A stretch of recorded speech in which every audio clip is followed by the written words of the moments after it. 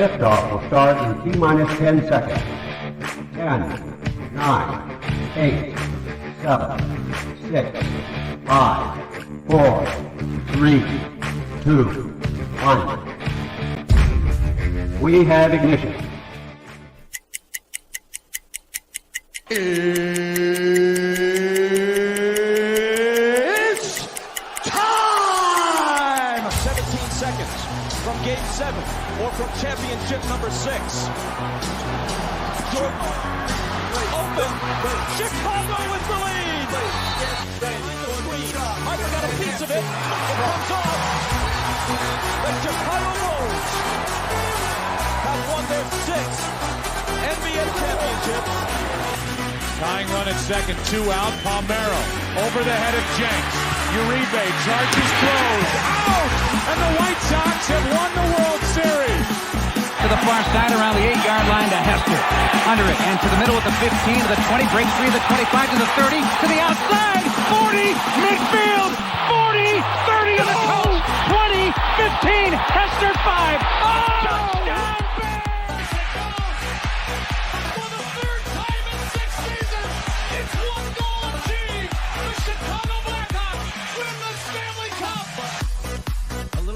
Slowly toward Bryant. He will glove it toward Rizzo. It's in time. And the Chicago Cubs win the World Series.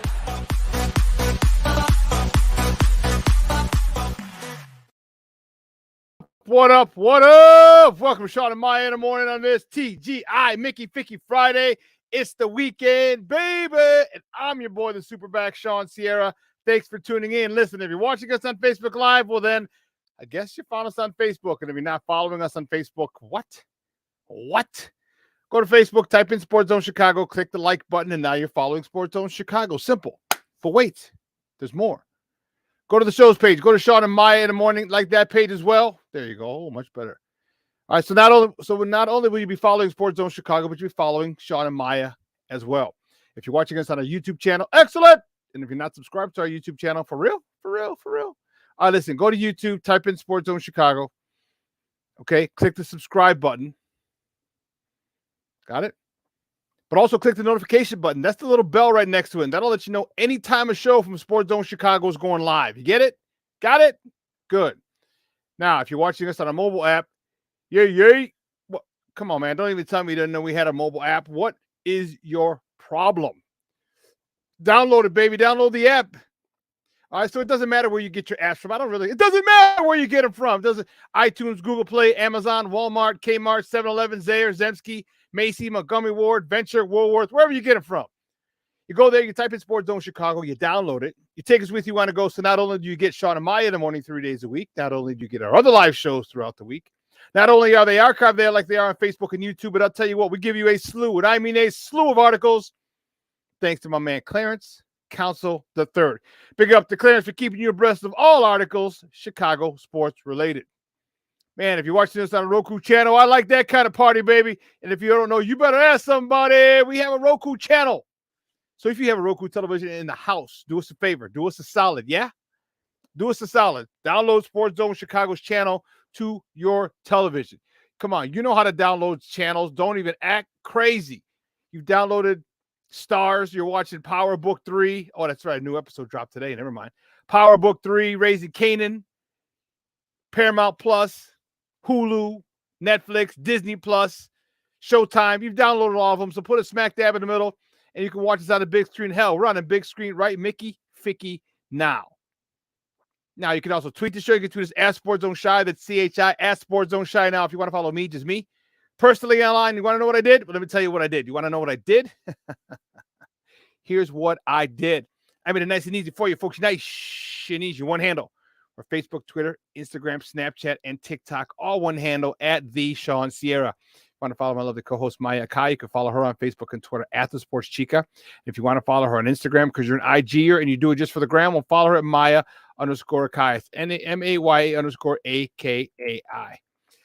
Man. We have a phenomenal show for you. What is this? What do I do? What are you doing? Uh-oh, because I don't know how to spell. We have a phenomenal show for you, but I need you to get interactive. So whatever platform you're watching us on, whether it's Facebook, whether it's YouTube, whether it's our mobile app, listen, do us a favor. Leave a question or comment on the platform that you're watching us on. It'll come up here in the thread. I'll put it up. It'll come up on the screen. It will incorporate it into the show. And that, my friends, is what makes this the best morning Chicago sports talk show around, is you. So, man, you know how we do. Bring them all. Questions, comments, smart ass remarks, because ain't nobody scared over here. Like The Rock said, baby, don't sing it. Just bring it. Let's see real quick who we got in the chat. We got people jumping in already. Cornelius Squalls in the Mickey Ficky house. What up, Papa? My man Armando Emeterio Lara Jr. My man Junior's in the Mickey Ficky house. What's up? It is a snowy Friday. Yeah, man, I had to get up at 3:45 this morning to shovel my car so I can get to CrossFit, man. I was mad than a mother, Hubbard. But anyway. And then just before I'm about to be done, here comes the association's snow plowing service. Because I know they never get here. They'll get here like in the afternoon. And today they got here early. Ni modo. I digress. The car god himself in the house, Charles McDavid. What's up, baby? Thanks for tuning in. AC Adam in the Mickey Ficky house. That's what I'm talking about. Russell Webster here. Black Diamond in the Mickey Ficky house. That's what I'm talking about. My Shawn Walls. Good morning, Papa. How you doing, baby? That's what I'm talking about. And Black, what are you talking about, Black Diamond? Said Twitter going crazy. Caleb's our guy because interviewing Kingsbury. What are your thoughts? I will tell you my thoughts. Good question. I will tell you, but not right now. Not right now. Later. Not right now. Listen, I don't know a lot, but I do know this. I can tell you this. I do know that more of the usual suspects are going to chime in as the show goes on. That, my peoples, I know. That I know. Listen, I'm fired up, man. We got a guy. Listen, I got a guy. Okay. I'm from Chicago, man. I got a guy. I'm a Southsider. I got a guy. All right. He's going to join me for this first hour. I'm a little fired up about it. Just a little bit. All right. He's, see, I've told you guys before, you know, I don't hide my, like my experience. I've told you before, I enjoy talking to good football minds. Even if we disagree. Like, listen, there are different philosophies, offense, defense, special teams. All right. But I love talking to good football minds, people who know football. It's just that we can talk at a higher level. You know what I mean? Like, for example, what is your vocation, your job, whatever your job is? When you talk with people who do your job, the conversations are different than if you're explaining it to your wife or your loved one or your kids, right? There's just more stuff that you guys know, right? Right. Well, this guy knows a lot of stuff. So he's going to be with me for the first hour. And, you know, we'll get to top of the morning topics a little later because he only has an hour for me. So I want to be respectful of his time, but I also want to maximize his time. Kind of like I'm the new OC. I'm going to maximize his talent. Oh, sorry. Man, you've seen him. He's the host of Bears 360. Chicago born and bred. Living down in Georgia now. Coach T. Coach T, what's up, Papa? How are you, bro? What's up, my guy? What's up, everybody in the chat? Let's go. Man, You know I'm always fired up to talk to you, Shawn. Man, I see a Sox hat wearing. Yeah. Hey, by the way, somebody asked me Cubs or Sox in the chat one day, and I said, listen, when you're out of the state and when you're down south living like I am, and I know y'all not gonna like this, but guess what? I rep both teams, whatever matches the outfit. I'm just not a baseball guy, Shawn. I'm just telling you. Okay. Listen, okay. I know what I know about football, but never ask me baseball questions. I know absolutely not. I'm just a color wearer. Whatever matches the fit that day, that's what we doing. Hey, break out Ice Cube's colors. Colors. Chuka colors. Exactly. Colors. I'm banging over here. Whatever colors we wear, that's what we do. Oh my goodness, that's dope, man. Well, hey, you know what? I appreciate you taking time out this morning, especially the last minute request that I had for you. No Because worries, always got your back, man, man. dude, it was hilarious. I couldn't get over it, dude. The dude texted me. We were texting since last week, and then and we were supposed to. He's like Wednesday or Friday. I asked. He's like, we'll do Friday. I'm like, all right, cool. So I texted him yesterday, like, hey, give me your number because we were on Twitter. He'd been on before, but I had him just through Twitter. And I was like, give me your number and everything. I said, I'll send you the link. And then he's like, all right, cool. I should be home around 7 p.m. I was like, 7 p.m. You do know it's Shawn and Maya in the morning, right? Yeah, you got that morning part, right? Morning part, right? He's like, oh, yeah, I know, but I can't do it in the morning. I'm like, well, what did you think I wanted you on? When I'm not doing the show? Maya at night. When I'm not doing the show, I wanted you on? Like, come on, Papa. Like, give some common sense. I'm like, oh. And I got that this morning at 4 o'clock when I got just getting ready to shovel. I was like, you got to be kidding me. Right before the CrossFit. I was like, oh, man. Lord have mercy. But anyway. You know that's the business, man. Welcome to the business. If y'all thinking about getting this game, y'all think it's easy. You know what I'm saying? Let me know after your first year. It's about handling problems and making relationships. Like I was able to call you and and you said, hey, no problem. And, man, it was like 30 seconds later, like, psh, yeah. I'm like, whew, thank you so much. Heavy on the relationship part, bro. Heavy on the relationship part. So I appreciate it. But let's see who else. Oh, Black Diamond, Luis Mejia, my man in the Mickey Ficky house. Luis, good morning, Papa. Rise and grind. Man, we got a lot of people in the chat. I'm excited about it. We're gonna a lot of the usual suspects, man. Yes. I like that. AC in the building, Cornelius in the building. I see y'all, Black Diamond. Yes. Yeah. Well, let's get to talking a little bit about it. Yeah, all right. Man. People are, the Bears have expanded their head coaching. They expanded their offensive coordinator search. Mm-hmm. All right. They've had a few people in the building already. Excuse me. Pardon me. They've had a few people in the building already. All right. They've Shane Waldron, Seahawks offensive coordinator, Clint Kubiak, former Vikings offensive coordinator, Greg Olson, not the tight end who's the announcer, but he was a former Rams, Lions, and Bucks Raiders OC. Liam Cohen, former Rams OC, Greg Roman, who was one of my favorite guys, former Ravens OC, San Francisco 49ers OC, Thomas Brown from the Panthers, he was OC, Marcus Brady as well. And then a new contestant has come from the ashes. And that's a guy that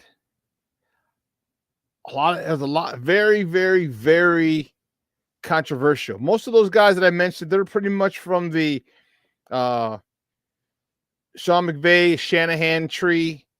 Okay, this guy's not. All right. Mm-hmm. All right. This guy is not. Cliff Kingsbury's from the air raid system, where they threw it like 700 times. And your thoughts, first and foremost. It was out of the league. Remember, he was the coach of the Arizona Cardinals. And then he was out of the league last year, and USC signed him as an analyst, an offensive analyst. And that's what people are doing. Like we talked about relationships, like me being able to call you like, hey, that's what other guys are doing. Like, hey, I'm out of the league. Let me, bro. Hey, like I need a job. Yeah, literally. And like, hey, come on, I got you as an analyst. Yeah, no problem. Come on, we'll give you, 6 figures, whatever, and continue your lifestyle, and boom, and that's it. So he was an analyst, an offensive analyst at USC last year, working with Caleb. Give me your thoughts on that, because Caleb regressed a little last year, numbers-wise, for all the stat people who want to say, but the numbers say this and the numbers say that.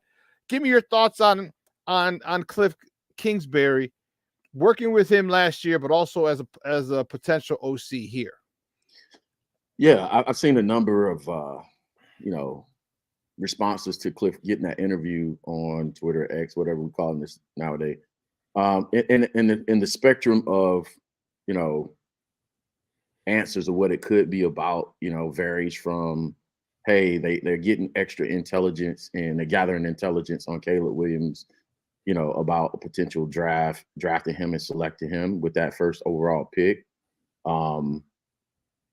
and there's perspective that, hey, this is a legit, you know what I'm saying, interview, and we're trying to see, you know what I'm saying, we're trying to match Caleb Williams potentially, or Justin Fields air raid offense, you know. So and everywhere in between, right? And you have to take it all into consideration. Those that follow me on the channel know I did the Caleb Williams film session the other day. Lots of responses on that. Like the comment section is going crazy. You know what I'm saying? I can imagine. Caleb Williams, man, it's gonna be volatile, right? But I think this right here is the best case scenario for Bears fans, right? And whether you like Caleb Williams or not, this is what I've always said.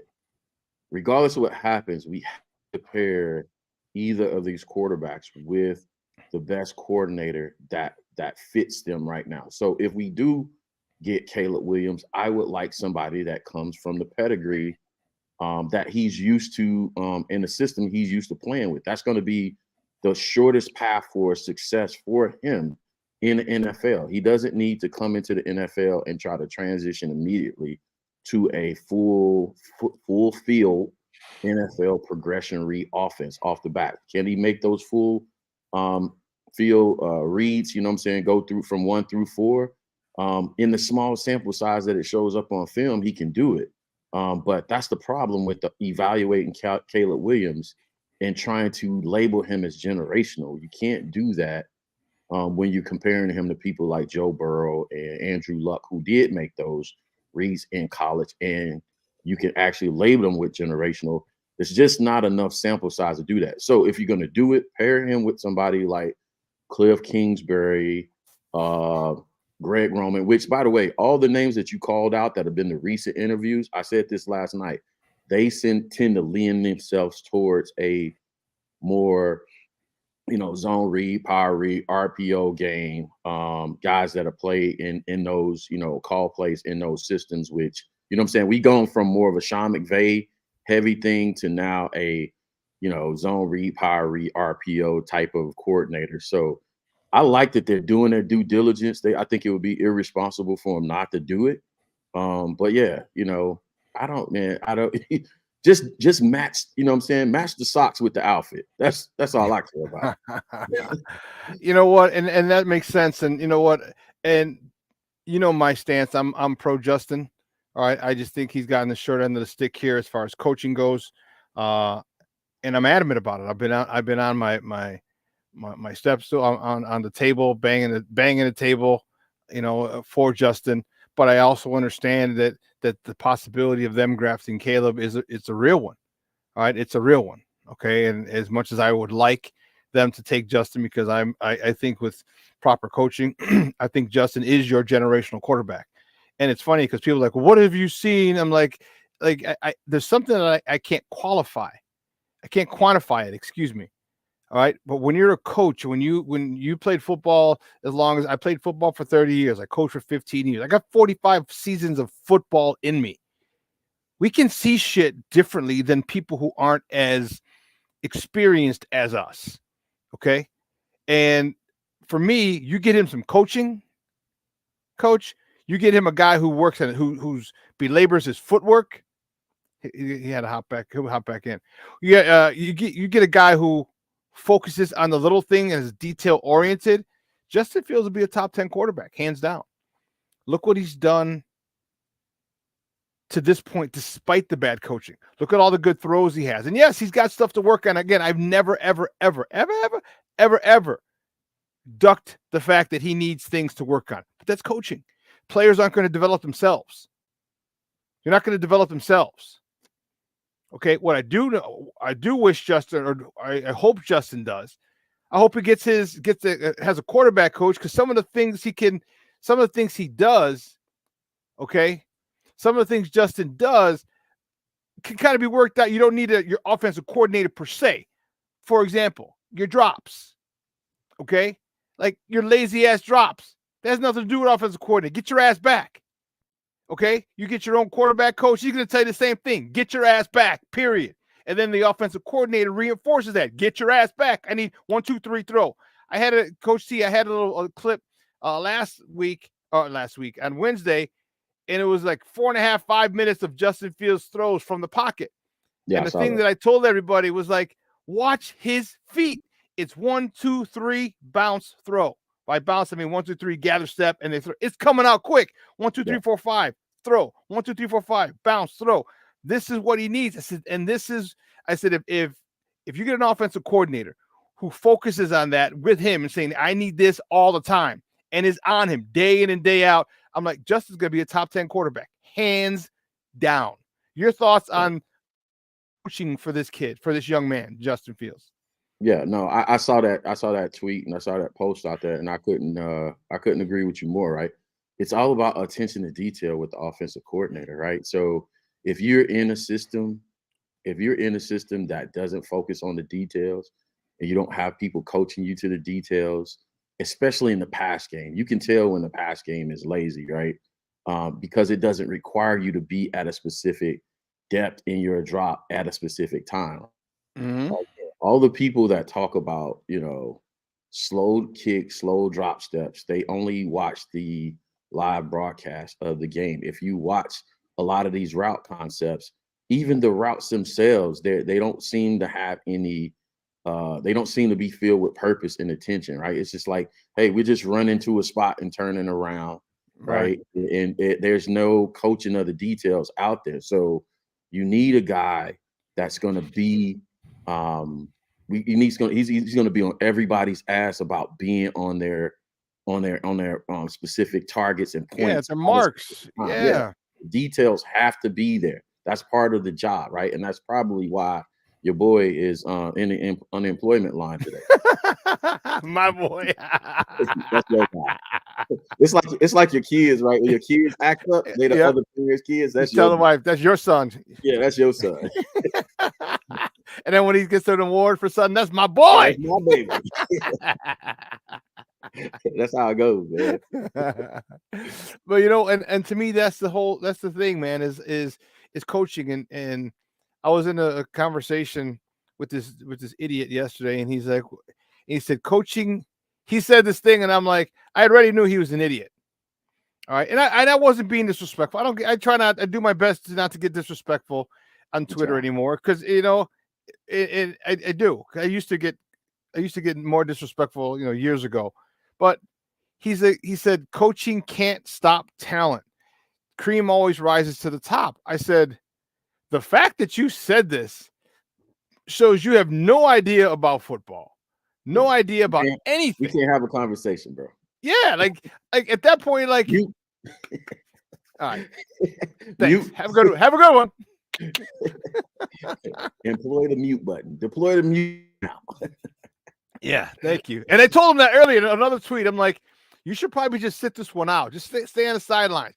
He's like, well, he's only 10 and 28. I'm like, the fact that you're throwing stats out at me, okay, shows that I can't have a literal football conversation with you. Yeah. And I overwhelmed him. And I said, do you understand the pass protection and route combos? Do you understand that they need to be married? And he just completely overlooked it. I'm like, see, you overlooked that question. So no, I said, so you're looking at it from one point of view. I'm looking at it from a deeper perspective. That's one that you don't get. I'm like, that's cool. Don't worry about it.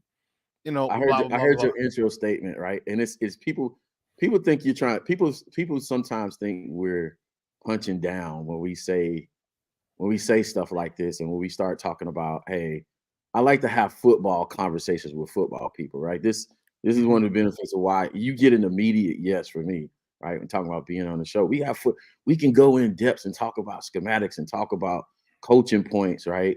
And it's always the case when we have these debates, at least with me on Twitter or X, have these debates with people, and you start asking detailed questions, they don't know the answer, they move the goalposts. But this is my favorite tactic, right? And I'm letting people know it's funny to me, but it's like, especially with the film work, Shawn, they say, well, I can't disprove what you're saying. So, but TJ O'Sullivan said this, or Tim Jennings said that, or Chase Daniel said that. And I'm like, bro, do you realize you're complimenting me because you just pull guys that's in the NFL in the conversation and using them as leverage to debate me? Yeah, those are your weapons for me. Yeah, come on, man. Like, You know, I just gave up, man. You know, when you get people who regurgitate stuff. But you know what we got to do? We got to take a quick break. So on the other side of the break, hey, listen, we got another half hour with my man, Coach T. So don't go anywhere, folks. All right, keep it locked right here. Shawn and Maya in the morning on Sports Zone Chicago. Let's go. Hey, it's your boy, the Superback, Shawn Sierra, and be sure to follow Sports Zone Chicago on all social media platforms, on Facebook, Instagram, and our Roku channel. You can find us at Sports Zone Chicago, and on Twitter, we are at Sports Zone Shy. Also, be sure to download our mobile app so you can take Sports Zone Chicago with you on the go. Time out. How are you feeling right now? Happy? Excited? Angry? Overwhelmed? One of the best things you can do for your mind health is to name what you're feeling. It can sharpen your awareness and help you talk about your feelings with someone you trust. Here are 3 questions to ask yourself. Where are your thoughts right now? In the past, the present, the future? Do you notice any sensations in your body? Is your heart beating fast? Is there a flutter in your stomach? Or are you fully relaxed? What do you need right now? Time with others? Time to yourself? Remember, there's power in this awareness. So find ways to identify what you're feeling today.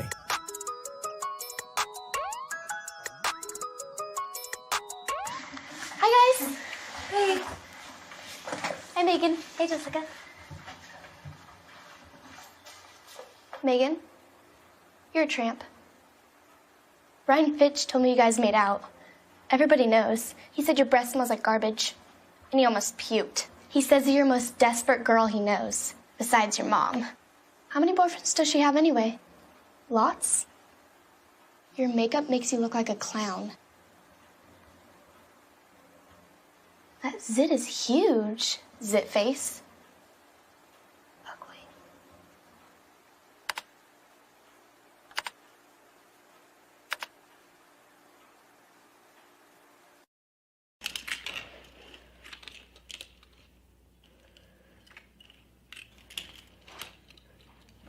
Hey, bud, what you doing? I'm playing with cars.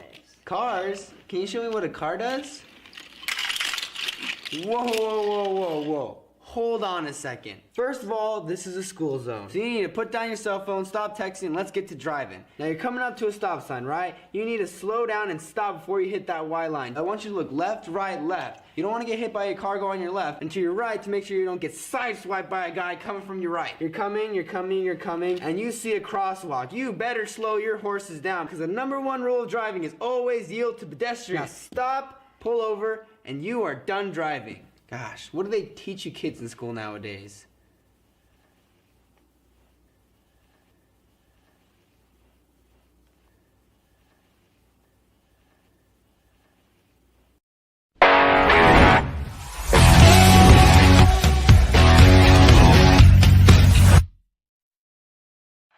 As Lambeau is rocking at the start. Here's Fields trying to break free. He does and picks up the first. They had him. They need to step up today. 2nd and 6 on the bootleg. Planting, firing. Boy, he threaded that one. That was some pass to DJ Moore. Doing it the right way. Now on 1st down. He fakes it to Herbert. Throws, and again he connects. This time he's got St. Brown. 3rd and 5. 11th play of the drive. And there's Love in trouble. Wrapped up back at the 25-yard line. Here's Fields. And it's caught. That was really well said right there. Made that simple. 1st and 10. Here is Moore. Oh, that was horse collar-like. Welcome back to Shawn and Maya in the morning on Sports Zone Chicago. Those clips courtesy of CBS. Those are the Bears. Week 18 against that team from up north who shall remain nameless, who's playing my San Francisco 49ers. And before people jump on me, I've been a huge San Francisco 49er fan since the 80s. All right, Roger Craig was one of my idols. All right, he was the first thousand running back, and he was one of the reasons I wore. The reason I wore 33 my entire career was this. My favorite player, obviously, is Walter Payton. And I'm like, I will never be as good as Walter Payton, so I can never wear 34. And, you know, back in the day growing up, like, you remember you'd wear guys' numbers, and you'd be like, I'm him, I'm Walter Payton, you know what I mean? That's what you do. You play the street, you wear a jersey, you know what I'm saying? Cool.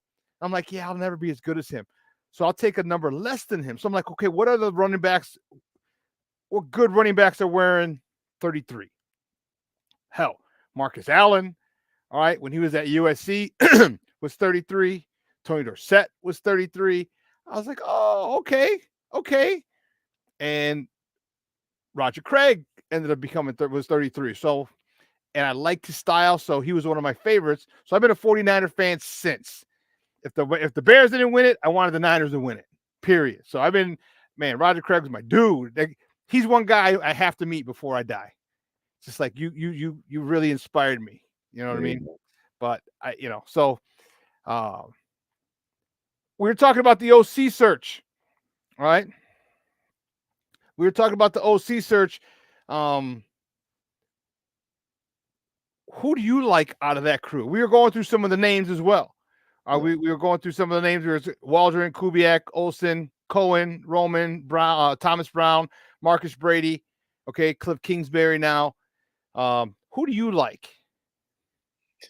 I think my top 3 right now is Waldron. I bumped Cohen up. Surprised myself the other day, and I keep flopping between Cohen and Kubiak S2 and 3. I like that Cohen comes out of a Sean McVay system.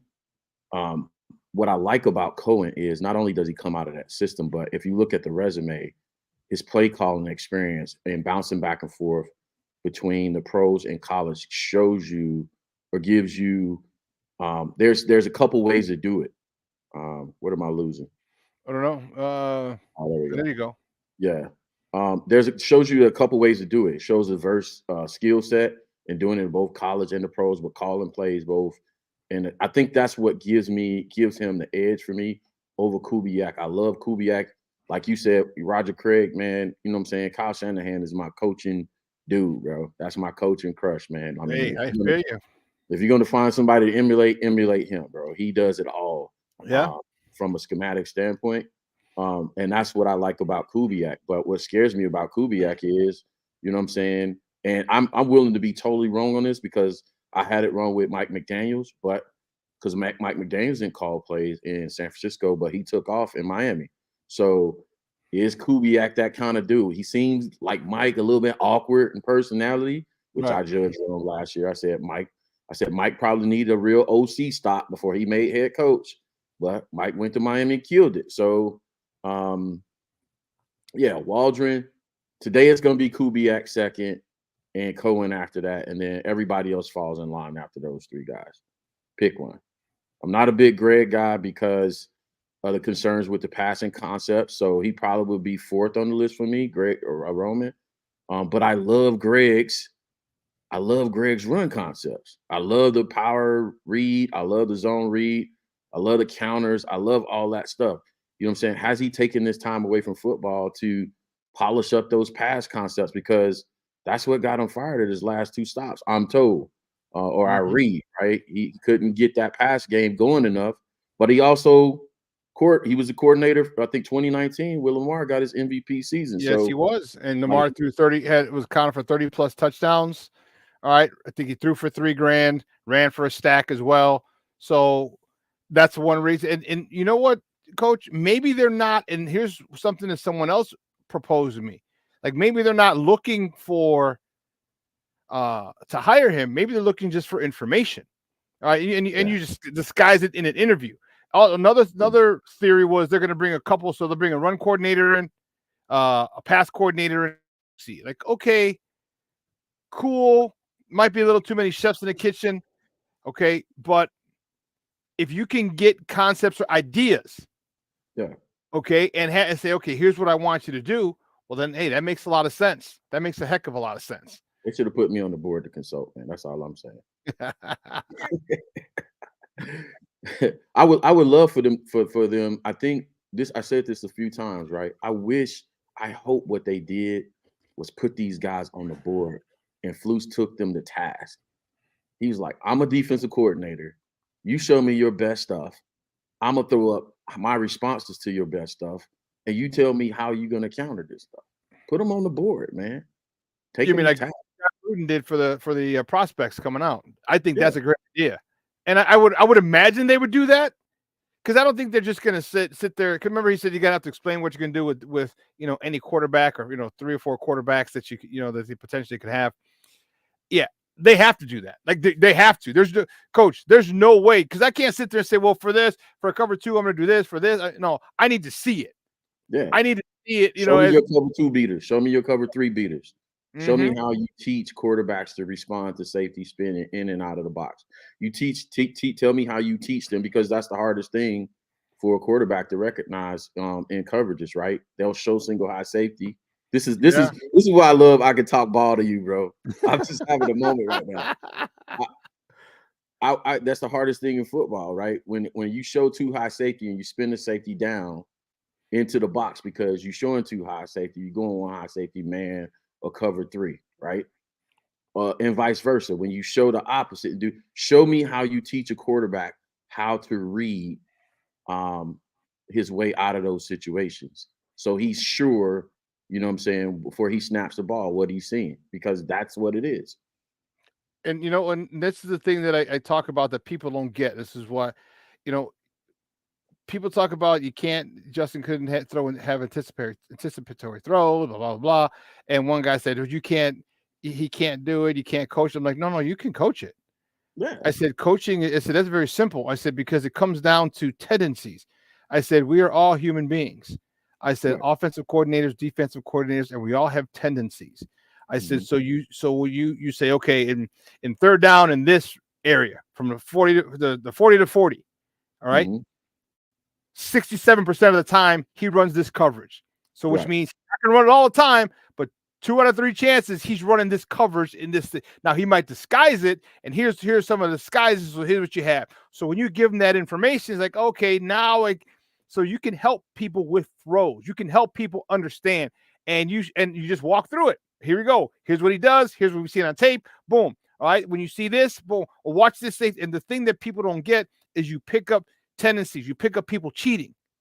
You see cheating, and they say, watch this guy. So if he comes up, he's most likely, because you never say always as a coach, he's most likely they're gonna, if he's a back and you see him creeping up there, they're gonna rotate into a single high and they're gonna go man free or they're gonna go cover 3. So if you see that, all right, then you got to look here, you know what I mean? And then you work that way with him, and it helps with your quarterback. What I don't feel that Getsy did that enough with Justin. Hey, you know what? I got to take a quick break. I got to walk the warden out to the car. It's a little snowy out there. We'll be back in about a minute and a half. All right? Do it. Hey, it's your boy, the SuperBack, Shawn Sierra, and be sure to follow Sports Zone Chicago on all social media platforms, on Facebook, Instagram, and our Roku channel. You can find us at Sports Zone Chicago, and on Twitter, we are at Sports Zone Shy. Also, be sure to download our mobile app so you can take Sports Zone Chicago with you on the go.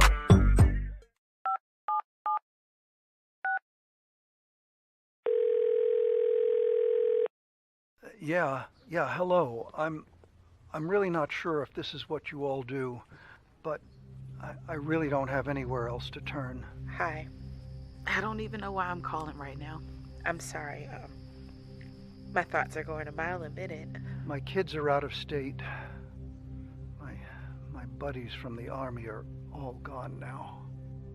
I'm really alone. I left the service last year. My mom just passed away a few months ago. I miss so much time with her. I keep getting calls about the bills, and I'm trying to get a job, but I feel so stuck. Okay, ma'am. I'm glad you called. Okay, sir. Let's stay on the line and walk through some things. Thanks. Okay. Thanks a lot. Thank you. We are looking for a few heroes, mentors, trailblazers, innovators. A passion to change lives, spark curiosity, open hearts, and awaken minds. Help students answer the question, who am I? This could be your calling, but this is no job. It's the journey of a lifetime. Be a hero. Be a teacher. Every day we take steps to keep the people we love safe, but some health risks are easy to miss. Ticks hiding in the yard can spread germs, like the ones that cause Lyme disease. Mice searching for food can spread bacteria that makes us sick. Mosquitoes lay eggs in standing water and can spread West Nile virus and more. Cockroaches are drawn to water in the home, leaving behind allergens that can trigger asthma attacks. Common pests can threaten our health. Learn how to protect your family at pestworld.org. No, I can't. Right now, today, Caleb Williams' season is over. I have great concerns about a guy who is the face of the franchise at USC and came in here this season. I'm going to win 2 straight Heismans. That's all I heard about his camp. 2 straight Heismans, and he's getting whatever it is, $4 million in NIL money. You're not a college student. You're a freaking pro. And last week, another epic loss, and guess what he said? I'm not talking to the media. Yeah, bring that stuff to an NFL market, and you'll get eviscerated. Who the hell do you think you are? I want to know from everybody out there, what are you so afraid of? The ones of you that are clinging to Justin. Does not mean he's not a good player. Does not mean he's not a good guy. Why are you so scared to embrace the chase for greatness? There's this kid coming along that every one of the analysts, even guys that did this for a living in the league, that kid's amazing. Got to be developed. Of course he does. I want to keep Justin.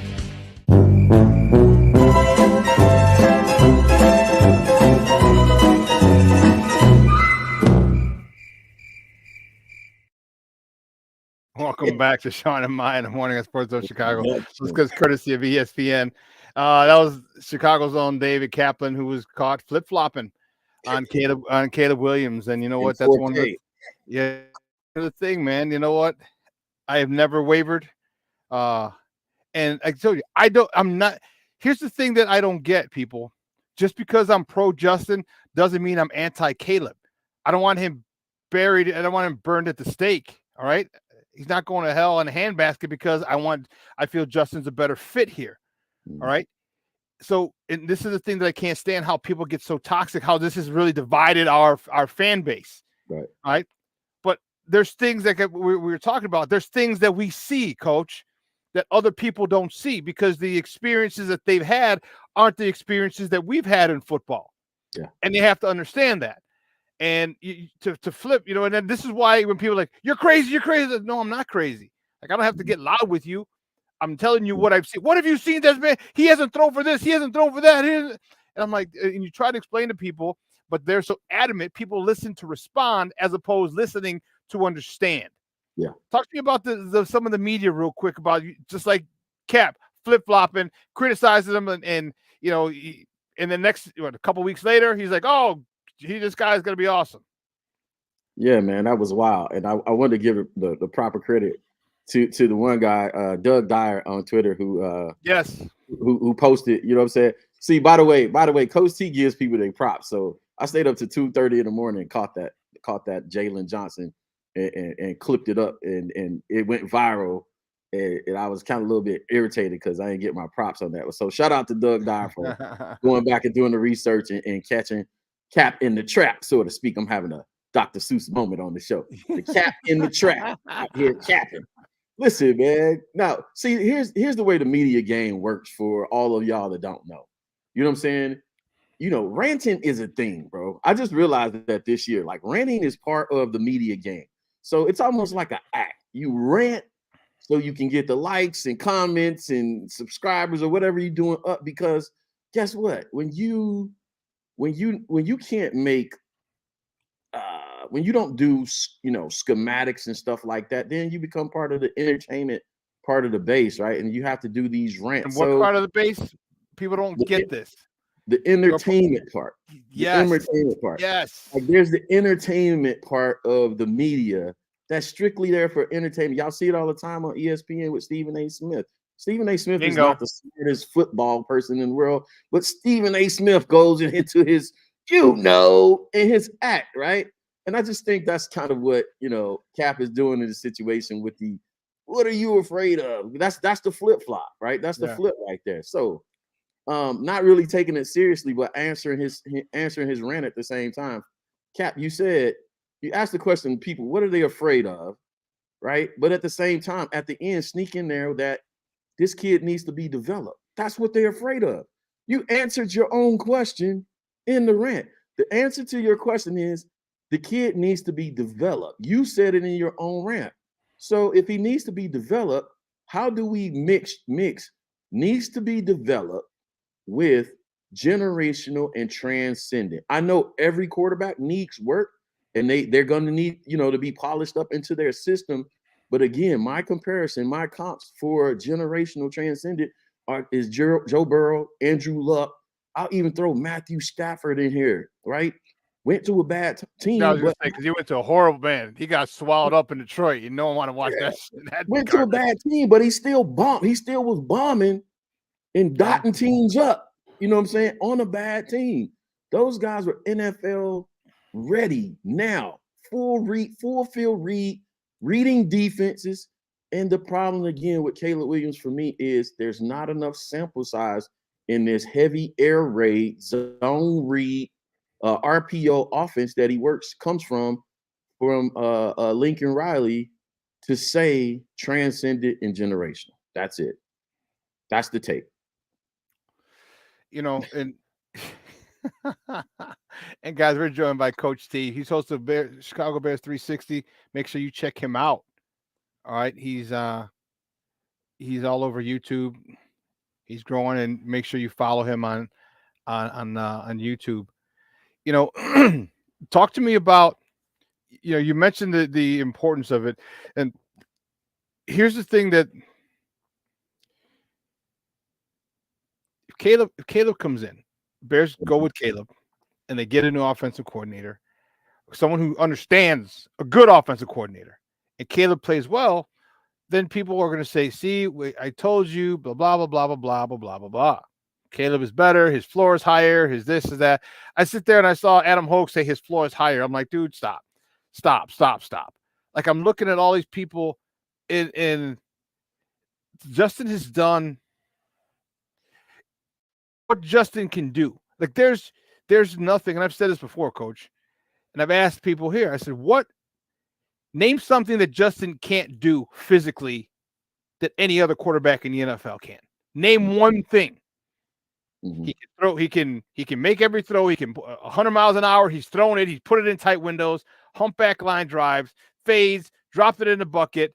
All right, scrambling backwards to his left, puts it on a dime. Going right on the move, puts it on a dime. Okay. And then he can run. So there's nothing he can't do. Think of how bad his coaching has been, and think of all the great plays we've seen, and there have been a lot of them. He just hasn't been consistent. What happens if he gets an offensive coordinator who holds him accountable and makes him consistent? How great do you think this kid could be? I mean, listen, you need to have a response rant to Cap's rant, right? And the response rant is something like that, right? What are you afraid of? Right? You're afraid of, we might find out. We might actually get a competent offensive coordinator, you know what I'm saying, that knows how to design plays. That's the 4 pillars of offensive coordinator. Design plays, install offenses, game plan, and call games on game day. The 4 major pillars. What are you afraid of? And that guy might get with Justin, and Justin may become the guy that everybody, you know what I'm saying, thinks he and believes he can be. Even his own teammates, the guys in the locker room and other NFL players. I was just about to say, Coach, it's not even his own team, bro. You got other people on podcasts talking about, man, Justin Fields, he ain't doing them right. Justin Fields, like, we don't want to play against him. When you got teams, dude, and everyone's talking about it, and you have fan bases say, oh, Justin sucks. Would you want him? Yeah. You know damn well fan bases, about 15 to 20 teams at least would want him because of his skill set, because they know it hasn't been maximized. Right? Talk to me, though, about what kind of haul you think if they do decide to stay with Justin Fields. Again, we don't know what's going on. We're speculating. All right? Well, yeah. Brett Bowles hasn't called me yet. He hasn't called me yet. Let me know what they're doing. Yeah, I'm going to take a step back to your first question, too, and I want to throw this in here because you asked the question, you know what I'm saying, what is it what he can't do?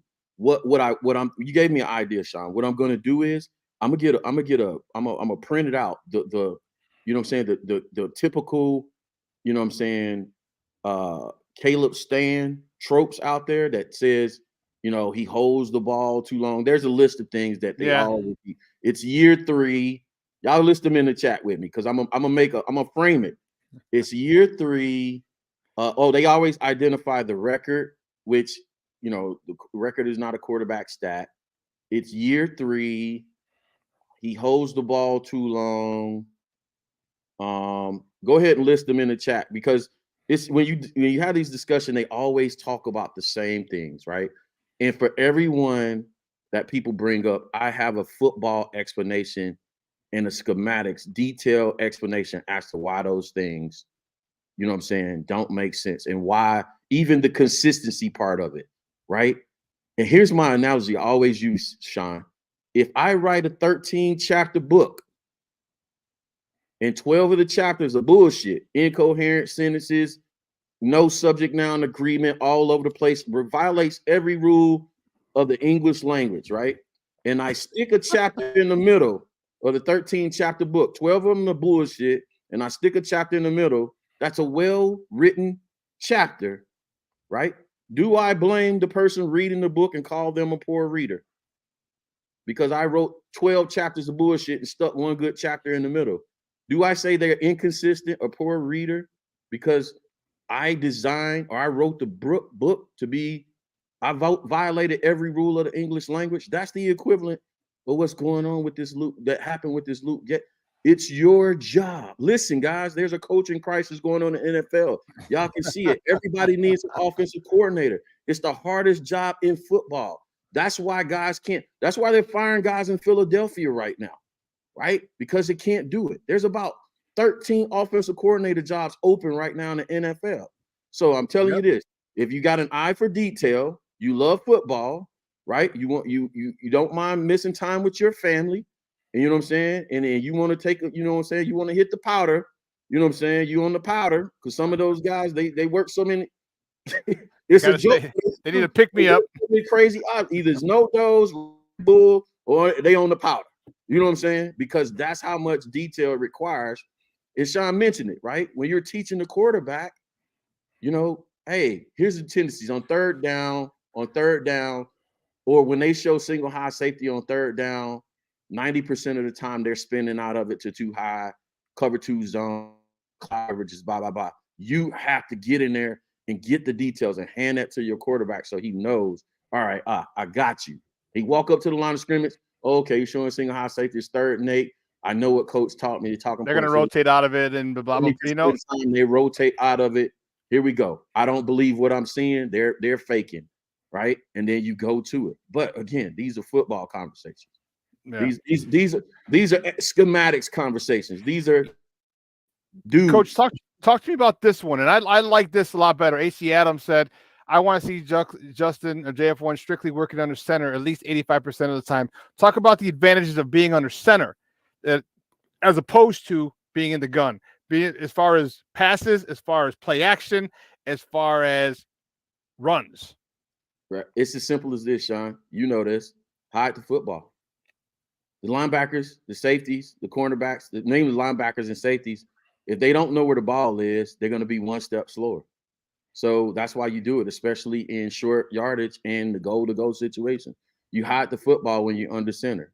When I'm snapping the ball from gun, it pops up in the air. Everybody sees where the ball is, right? You do that fake mesh and you put it in the belly of the running back. Everybody sees eyes on ball.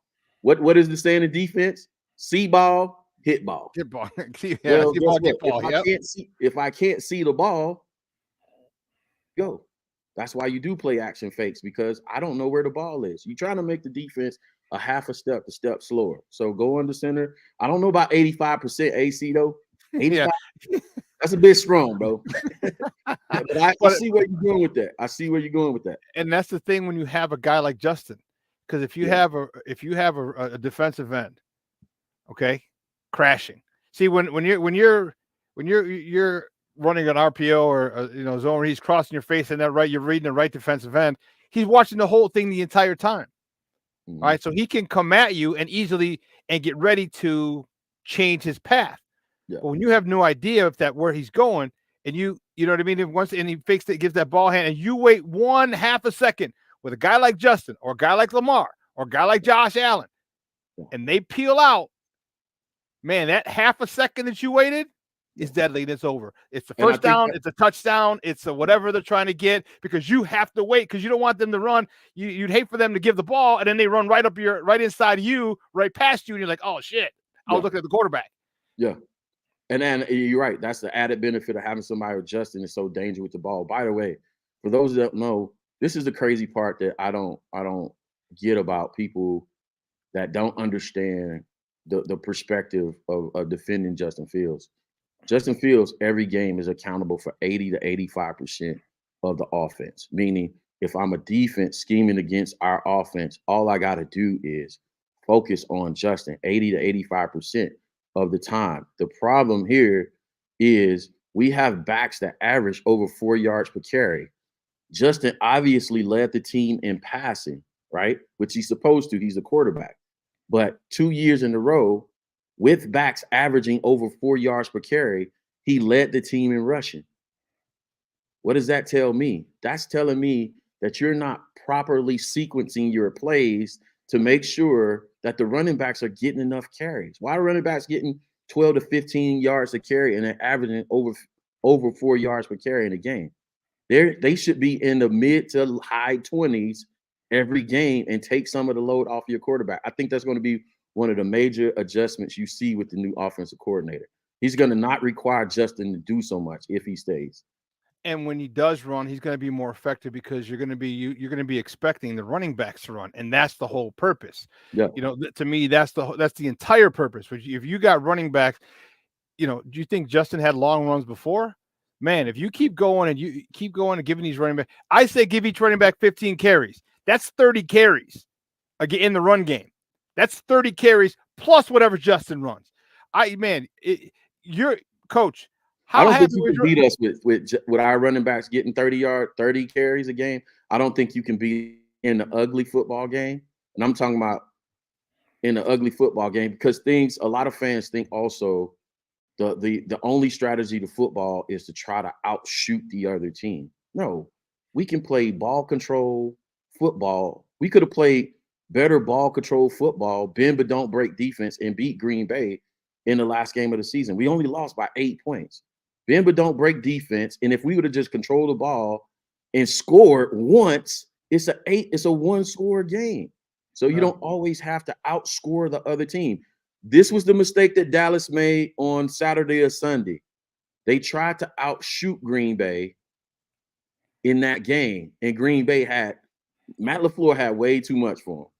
Yeah, Matt LaFleur's really good. As much as I hate that team up north, you got to give him his props, and he's good, and he's really good. You know, and that's one of the things that that Jordan Love has been a huge beneficiary of, is being in that system. This is his 4th year in that system.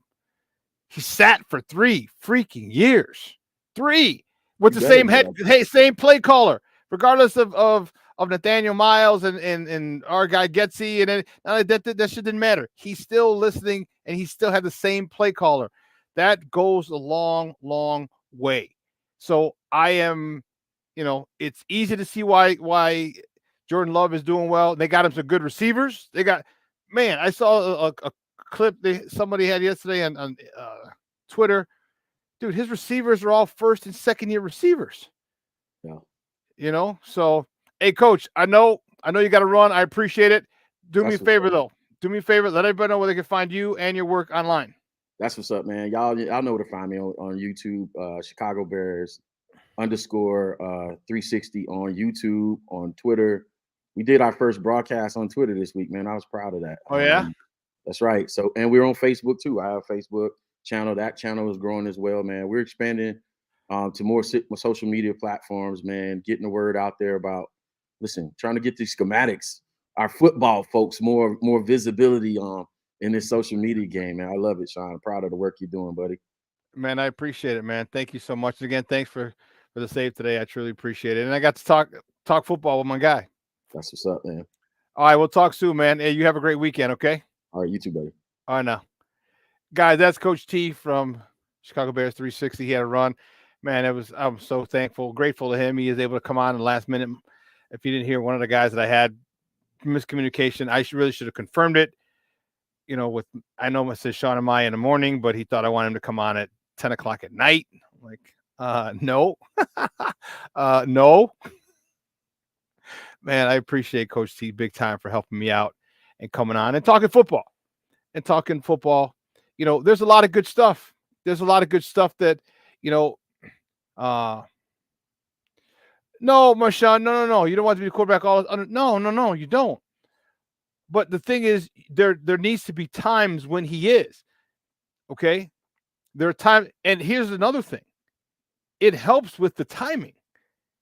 All right, if you have a 3-step drop, okay, that's got to come out. You got the ball. Your third step at the top of your drop, that ball's got to be coming out. Or the top of your drop, you bounce one, and then the ball's got to come out. What is this? Okay, perfect. The warden got to CrossFit. I'm happy. I got to go pick her up after the show. I just think it's imperative. All right, these are all things and whether if it's Caleb, fine. Again, I am not anti-Caleb. I want Justin Fields here. I think Justin Fields would be the best fit for this team because here's the one thing that you have to understand. Justin Fields is a leader of men. Okay? He's a leader of men. This whole team is Justin Fields. You saw Jalen Johnson on on the Keyshawn Johnson podcast, national outlets.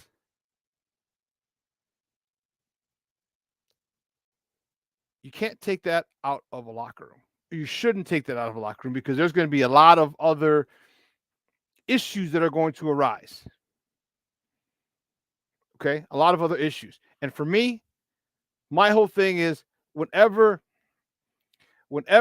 people talk, I want this, I'm tired. Aren't you tired of starting the new quarterback clock? Aren't you tired? Okay, aren't you tired of it? Because I am.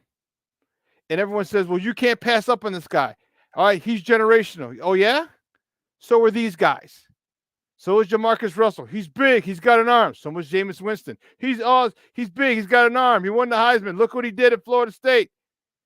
So is Baker Mayfield. Oh, look at Baker Mayfield. So is Alex Smith. So is Tim Couch. These guys were generational too. And I'm not saying that Caleb Williams is going to be a bust. I'm not at all. What I'm saying is put some resources into this team. And people talk about, and here's the first thing. You know what people are going to talk about? We're going to talk about that after the break. I'll take a quick one. It'll be a quick one. It'll only be about a minute and a half at the most. All right, so don't go anywhere. Keep it locked right here. We'll have more Bears talk right here on Shawn and Maya in the morning on Sports Zone Chicago.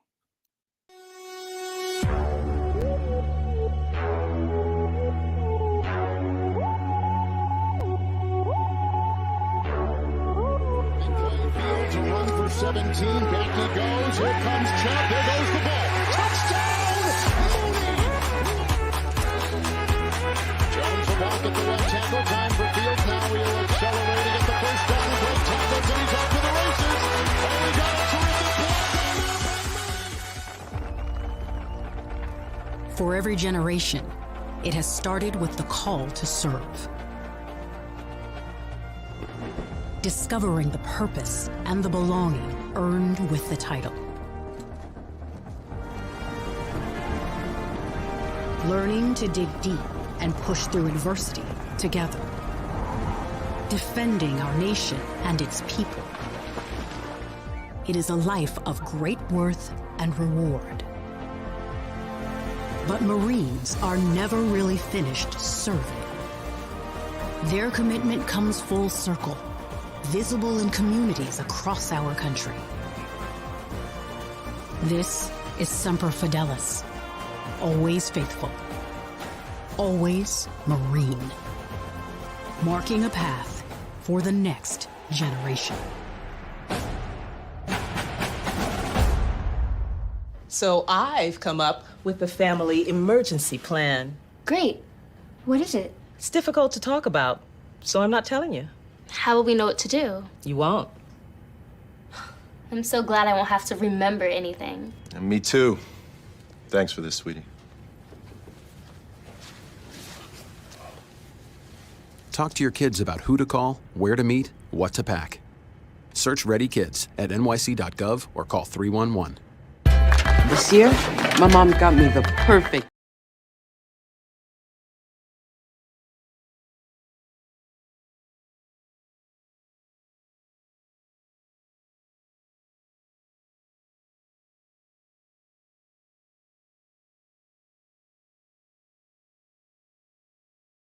for 40 years. It's been hard to play quarterback because that's a tough place to throw the ball. And you built a pretty terrific defense. But, to me, that is bully ball 101. That environment should be bully ball 101. You should play to your environment and your surroundings and get back to being the biggest, nastiest bully on the block. And this is a draft that is loaded with offensive linemen. And I don't know all your needs like you guys do. You know it up close and personal. You see it. You've lived with some of the struggles and the mediocrity. But it sure appears to me you got a defensive-minded head coach that's got a lot of his defensive pieces in place. Now go capitalize like crazy on this draft capital you have to build that bully, tight end, tackle, guard, running back. I think in Justin Fields, you've got an amazing dual-threat guy. So tell me why that team can't be built in the image of that team out in Baltimore. So, and that's what I was going to say, Brock, and we're talking to Brock Heward, and you've seen Caleb Williams. You're in Pac-12 country. You've done his games. You know what a type of prospect he is. Knowing what you see from him, seeing what you've seen from Justin Fields, you're telling me stay with Justin, capitalize on the number one pick, and possibly trade down and build around Justin. From afar, that is what I would say.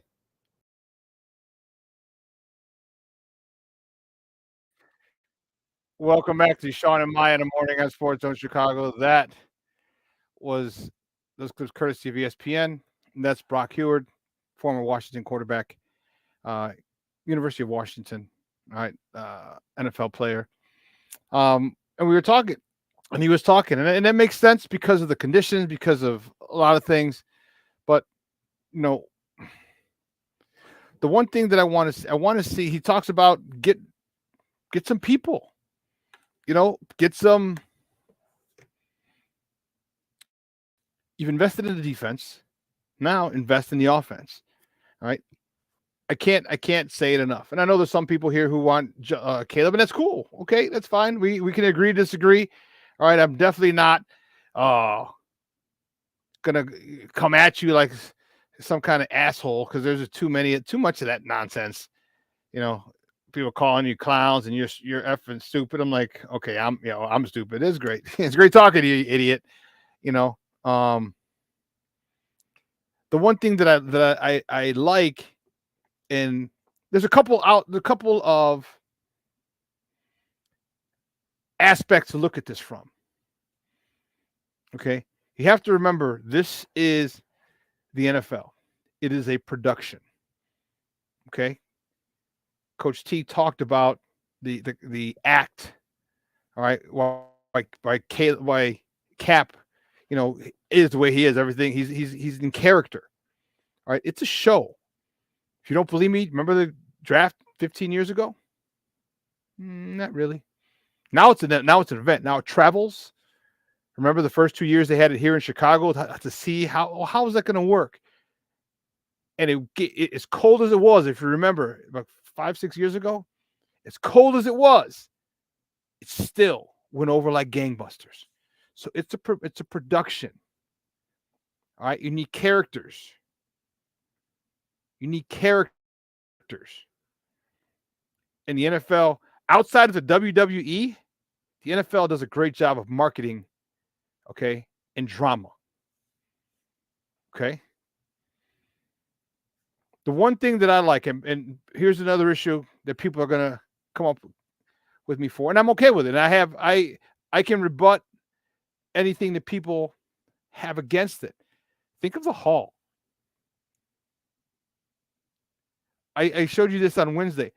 This is what we got for that number 1 pick. This is what we got. We traded the number 1 overall pick to the Panthers. Okay? We got DJ Moore.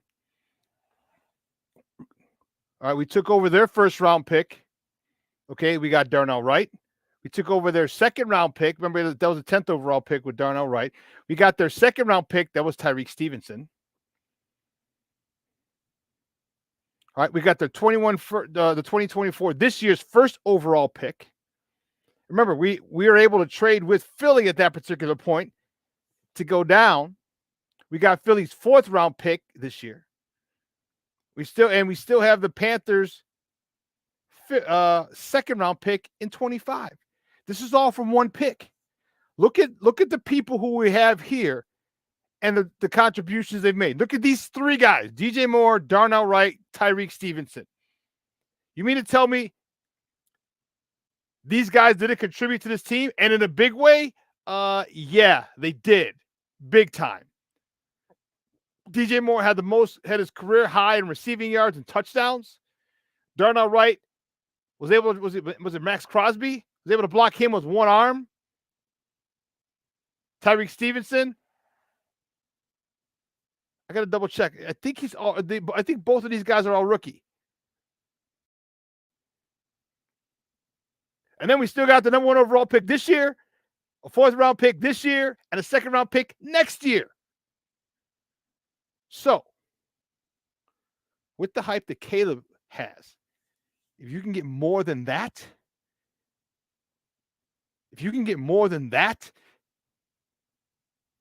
and you want to talk about building your squad, that's how you build a squad. That's how you build a squad. And everyone's on 4-year deals. Thanks to Cliff Stein, who just left town, who's no longer with the Bears, but he was the guy who started it. 4-year deals for everybody, not just the 1st round picks. And here's another thing that we're forgetting. It's entertainment. Remember, it's entertainment. Who's part of that who's part of the ownership group of the Washington franchise? Irvin Magic Johnson. Comes from LA. Showtime. What better way? The Commanders have been crap for a long time. All right, they've been crap for a long time. What better way to put asses in the seats than to get a hometown kid, the next generational quarterback, back playing for the Redskins or the Commanders? Okay? What better way to put asses in the seats immediately? Does it make sense? You're goddamn right it does. You're damn right it does. He went to Gonzaga in Maryland. And truth be told, I'm going to tell you, my college teammate, my good friend was his high school coach. Yep.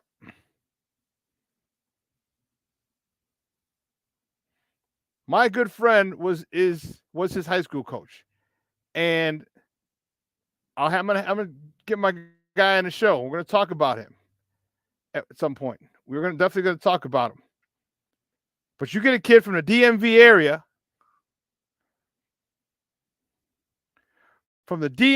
you get a kid who's labeled as generational, and he gets to come home, and revive that franchise. Come on, man. What did it do? What did it do for the Bulls when Derrick Rose came here?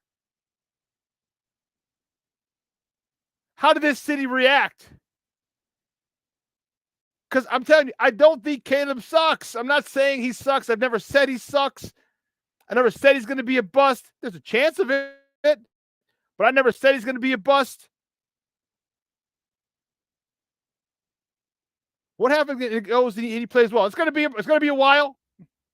They don't have much, especially after Ryan Poles fleeces him again. Okay? Well, he didn't fleece him. It was a trade. After Ryan Poles is able to get what he wants from them, because here's my thing. either 3 first-round picks and a player, or, okay, maybe I'm asking too much to jump up one spot. Then give me 2 first-round picks and a player. 2 first-round picks and a player. And my players are in this order. I said it the other day. In this order, these are my players. Deron Payne. We'll take that big contract off your hands. Deron Payne. Nope, you don't want Deron Payne? Okay. Terry McLaurin. So now you have a legitimate wide receiver opposite of DJ Moore. It's not going to stop us from drafting Marvin Harrison Jr. too. Don't get me wrong, but this is what I'm asking for. Okay? Or Jonathan Allen. One of those 3 in that order. So imagine if we get Deron Payne. Just imagine. Do you realize there's our 3 tech? There's our 3 tech. We don't have to draft him. We don't have to draft him. Or what if it's Scary Terry McLaurin? You don't think that's going to be a problem for some people? Scary Terry, DJ Moore. You don't think that's going to be a problem? Or Jonathan Allen? These are legitimate possibilities. So, the haul you get, you're building things. And the thing also, if for some reason it doesn't work with Justin, it will. But if it doesn't,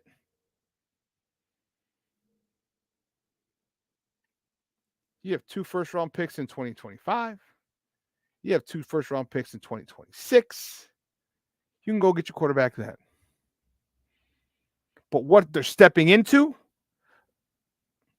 the situation that these quarterbacks will be stepping into, these rookie quarterbacks, will be so much greater than Justin stepped into. They'll have a defense. They'll have an offensive line. They'll have running backs they'll have a running game. They're going to be stepping into a beautiful, beautiful situation. I'm trying to find that picture of my guy and Caleb. I forgot what pictures it was around, so just bear with me.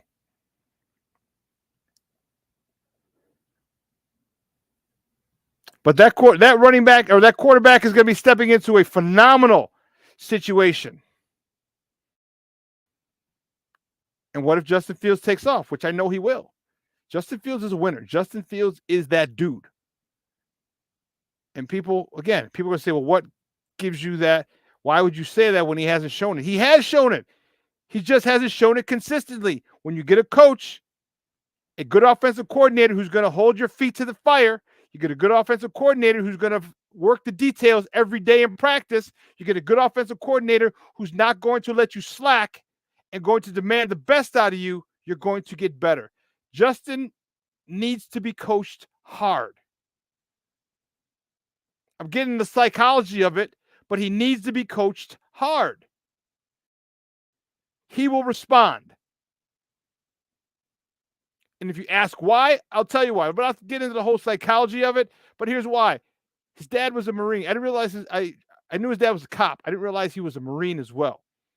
There's a lot of discipline in that house. And if you watch Justin, you've heard me say it here a lot of times, to his detriment, he's a good soldier. Tell me what to do and I'll do it. Okay? Well, sometimes he's got to come off and do his own thing and not just be the good soldier. He's got to be a leader and go against the grain.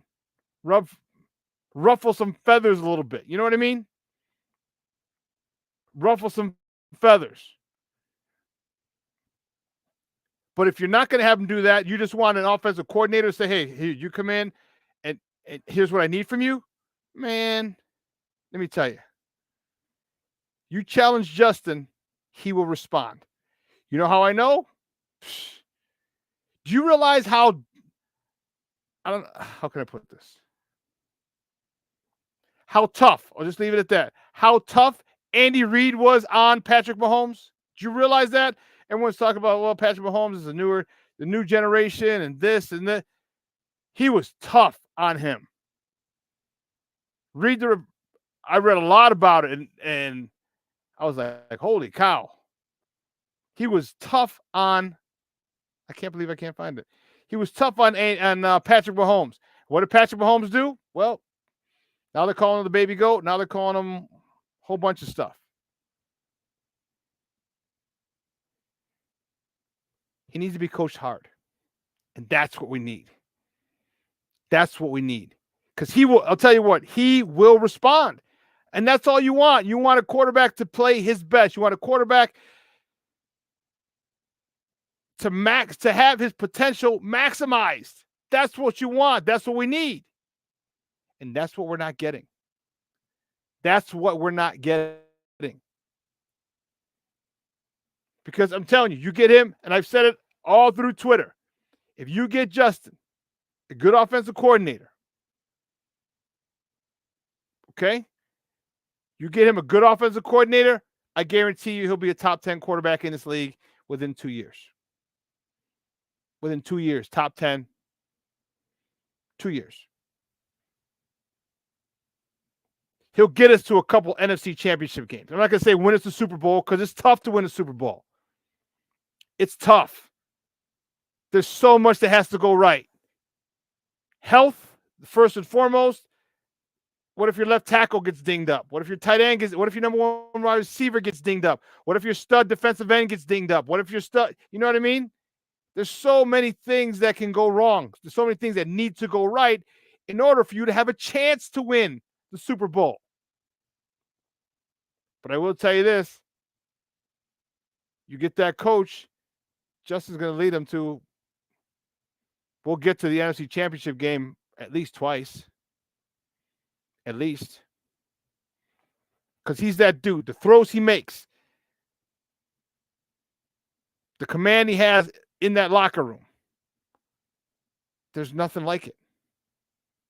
People love him. He is well respected, well revered.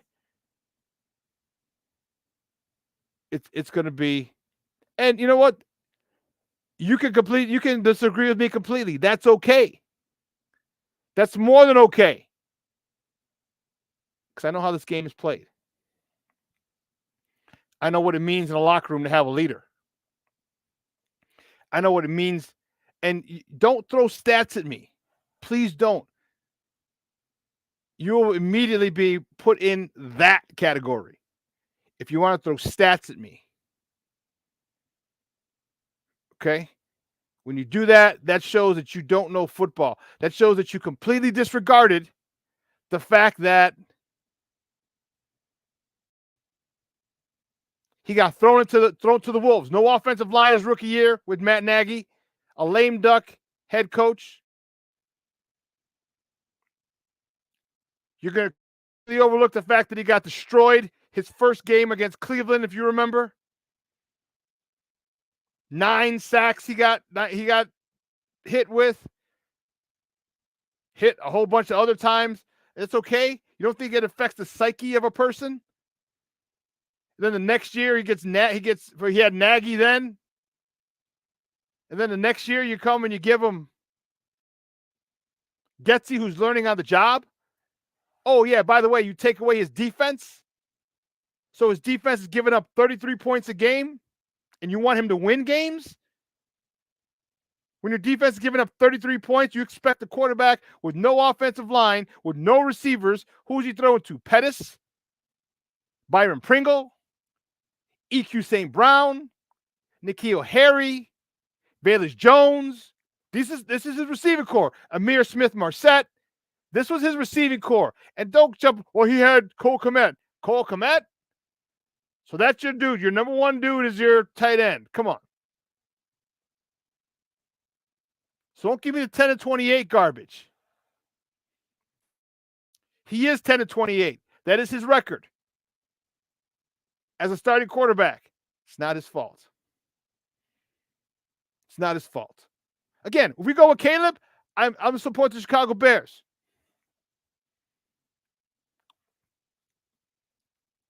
Leo, yes, people say field style is not sustainable, but Allen Mahomes used their athleticism to extend the play every drive. Yes.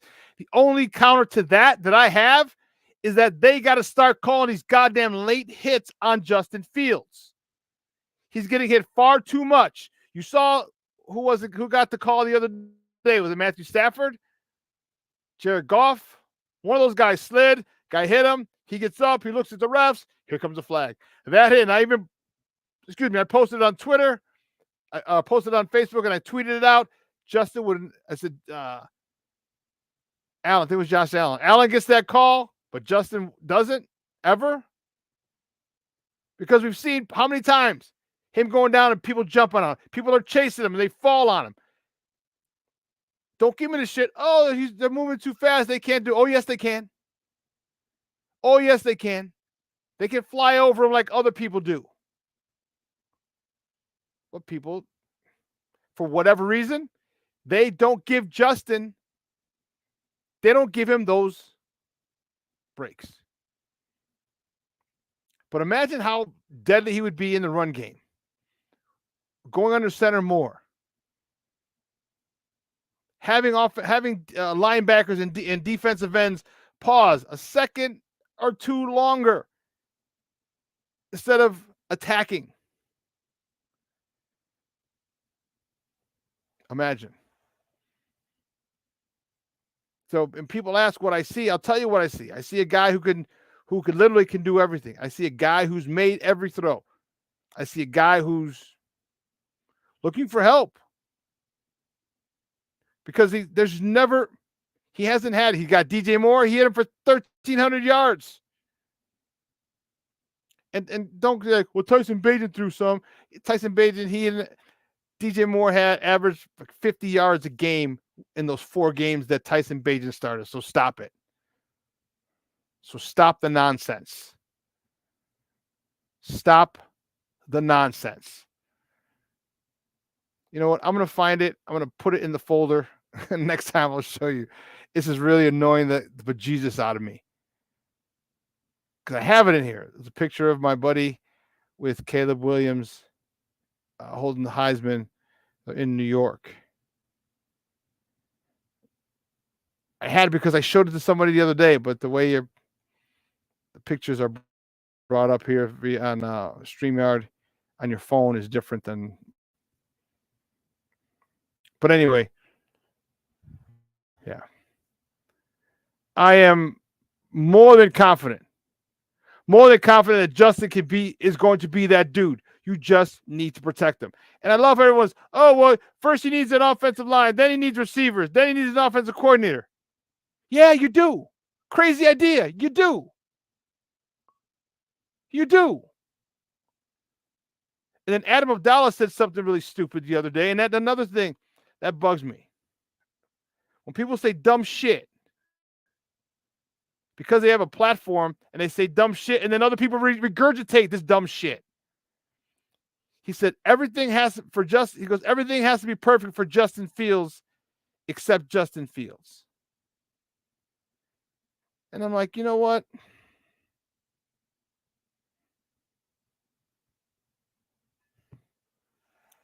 I don't understand the Justin hate. I don't. And here's a crazy idea. You're all sitting here saying,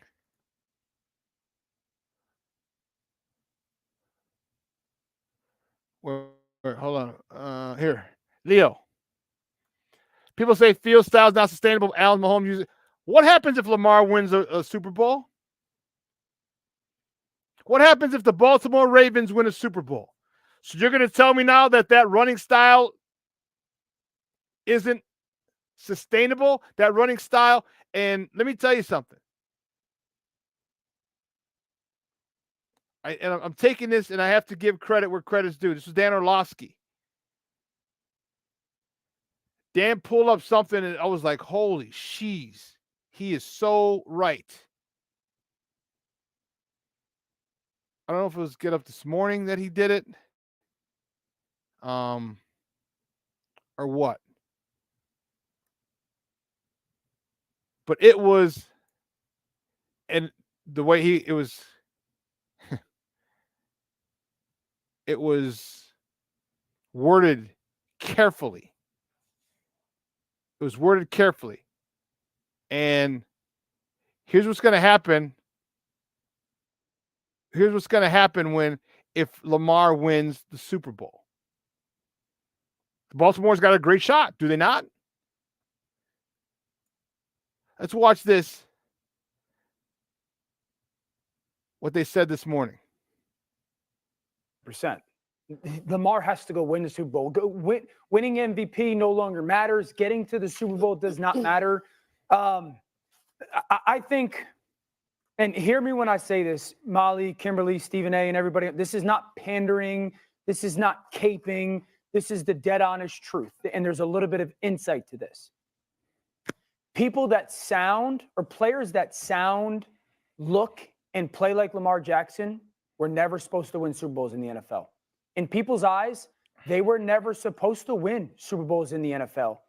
You weren't supposed to be able to stand on the podium and sound the way that Lamar does when he talks, or look the way that Lamar does when he talks, or play like the way that Lamar plays and win a Super Bowl. You might be good. You might win an MVP. There's people in the league, and they have publicly said, I don't care how many MVPs he wins. He will never win a Super Bowl playing quarterback. I don't care what they say. I think Lamar is very aware of that. I think Lamar is very aware of no matter what I do, until I win a Super Bowl, people are always going to think that I should have played running back. And that people that look like me, or kids that look like me, or come from the background that I do, or sound like I do, can't go play quarterback and win a Super Bowl in the NFL. Here's the thing for me, Stephen A., Kimberly, and Molly. We've had other black quarterbacks win Super Bowls in the NFL. Patrick Mahomes has won. Russell Wilson has won. Doug Williams has won.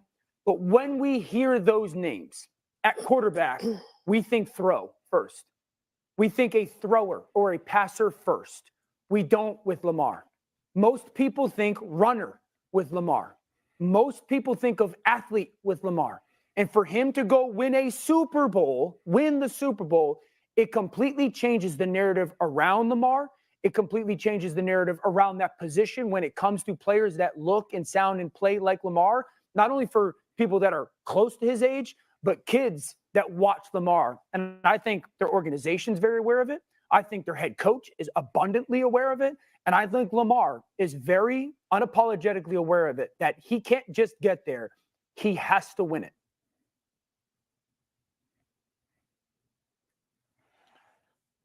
So if he goes and wins a Super Bowl, what will people say about Justin?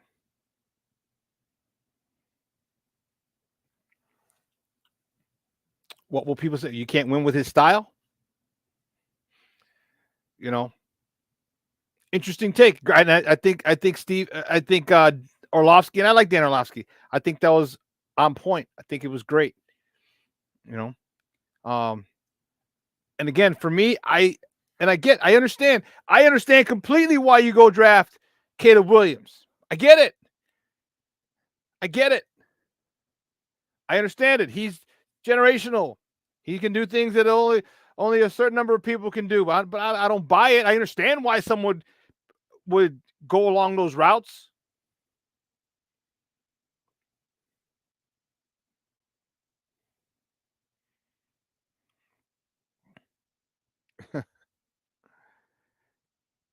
Yeah, I'm glad you caught some of it, Arturo. I understand why you go down. Believe me, I understand completely. And see, when I'm telling you my point, it doesn't mean that I'm disrespecting yours. I get why you go with Caleb. I get it. You restart the clock. You have more money. You do this, okay? Not necessarily all true, but I get it. All right, you want to happen the newest toy, the newest. We never had this opportunity before, ever. We never done this before. Never done this before. You know, shit hasn't been done. Things are impossible until they're done. What did Kevin Garnett and Adidas say? Nothing is impossible. Or impossible is nothing. Sorry, impossible is nothing. So you can go end up trading the first pick, overall pick, 2 years in a row. You can. You can do that. And when people talk about his money, don't worry about his money. First of all, he's not going to command $50 million. He's not. You work out a 35-ish, and unfortunately, he might not make the money of the 40, 45, 50 million that Patrick Mahomes makes. Okay, Patrick Mahomes has 2 Super Bowls, a couple MVPs, pretty damn good. But if this guy is a leader of men, this guy is a leader of your team, and these guys fall in line for him, you got to pay the cost of admission. Which is why I said budget him. Pick up his 5th-year option. Which means it's only going to be 23-ish, 24 million in 2025. It's only going to be that. So you still have money. And think of all of the draft picks that we have. We had 3 draft picks last year. I'm sorry, 2. And DJ Moore. We got 3 players last year. So you know what Darnell Wright's going to cost. You know what Tyreek Stevenson costs. You know what DJ Moore costs. If you get that same haul, you get 3 more players. A couple picks and then 1 more player because he's going to ask for a specific a player. If we get 3 or 4 more players, you don't think that can fill any hole? This is what I'm saying. So when I get what you're saying when you say draft Caleb. I get it. I personally don't feel he's generational. I don't. Okay? It doesn't mean I think he's going to be a bust. It doesn't mean I think he sucks. Doesn't mean I think he should be thrown in jail. No. Again, pro Justin doesn't mean anti-Caleb. I think Caleb can have a great career in the NFL. Great. Especially if he goes back to Washington. Especially if he goes back to Washington. Hometown boy, I told you. Hometown boy, put asses in the seats. He's around his peoples. Maybe bring that franchise up to respectability, get him to the playoffs on a consistent basis. Like I said, look what it did for the Bulls when Derrick Rose came here. When Derrick Rose came here.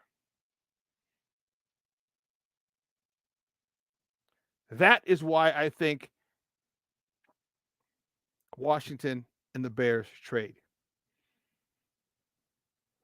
The hype.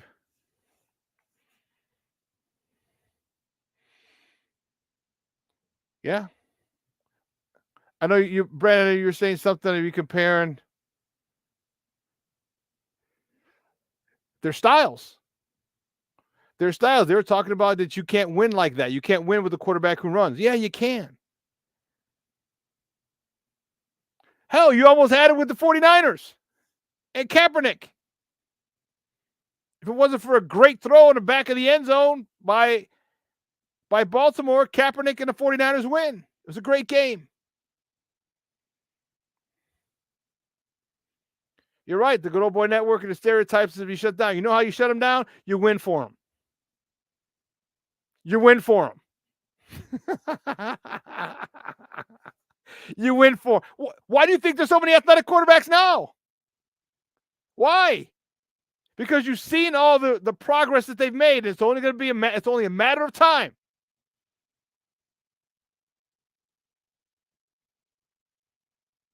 No, like Orlovsky said, you don't think of Patrick Mahomes as a running quarterback, but he can run very well. He ran on a broken ankle.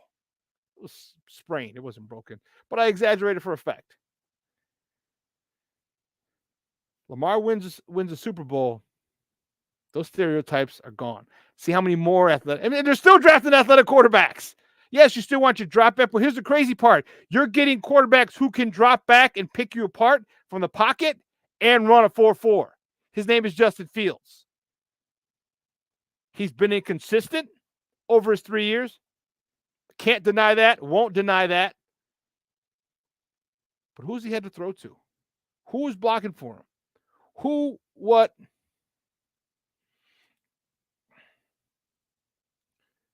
You can't look at his circumstances and compare him on an even playing field with other quarterbacks who come in with a solid offensive coordinator, with a solid plan, with a solid offensive line, with good receivers, young or veteran. You can't do it. So when people say, so this is the frustrating part, and this is why once you get that dude, that dude meaning the OC,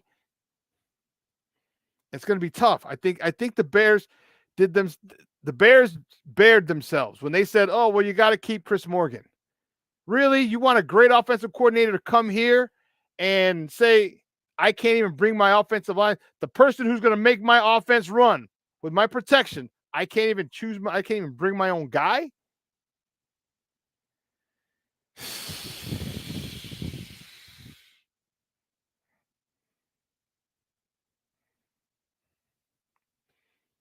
That to me was a mistake.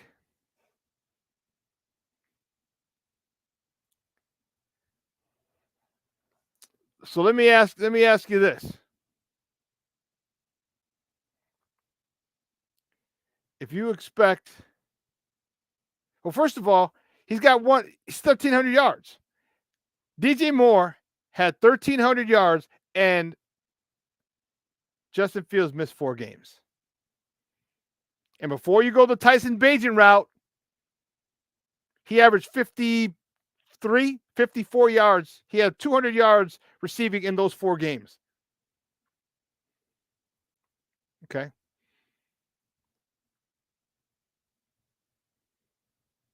Cole Kmet is not as, I think he's a really good tight end. Don't get me wrong. I still want to draft Brock Bowers.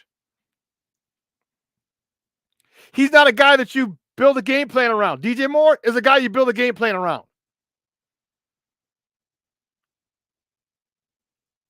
Teams had to know where he's at every single play. So, yes, you have one good player in DJ Moore. And I'll tell you what, you at Mooney was MIA. What do you have, 400 yards, 500 yards this year? So, DJ Moore, that's the dude. There's nothing else. Times you couldn't get in the ball because he's double covered. He's bracketed. He's not 6'5". If he's 6'5", like I'd throw it up. Like he's Brandon Marshall, I'd throw it up. You saw Cutler would throw it up all the time to Brandon Marshall. Like, dude, there's 3 guys. Oh, great pass, Jay. Because Brandon would catch it. But DJ's only 6 feet.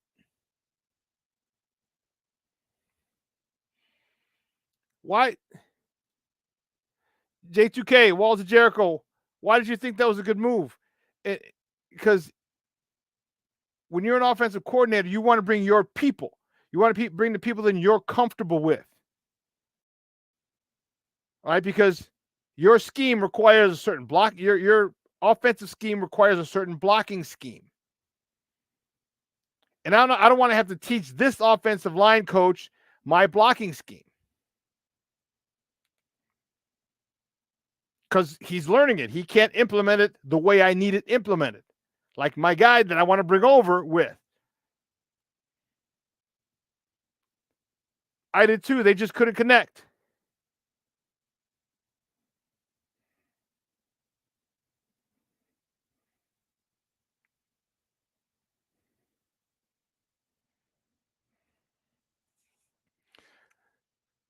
No, everyone didn't say they had more receivers than the Packers. We really only had DJ Moore. Well, no. DJ Moore, Darnell, those were the 3. DJ Moore, Darnell Mooney, and Cole Kmet. We were hoping Bayless Jones could take off. Remember? Man, if Bayless Jones could take off, man, whew. Bayless Jones, all right, second year back. Okay, there's a lot of ifs. And Nomad, you put it right. So you're really only looking at 2. I'm sorry, 3. You're expecting 3, and you got 2. We were very happy. And he didn't pan out.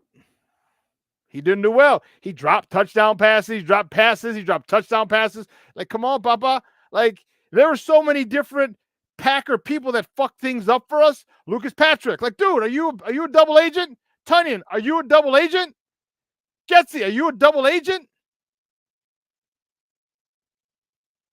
All these people from the Green Bay organization who are screwing things up for the Bears.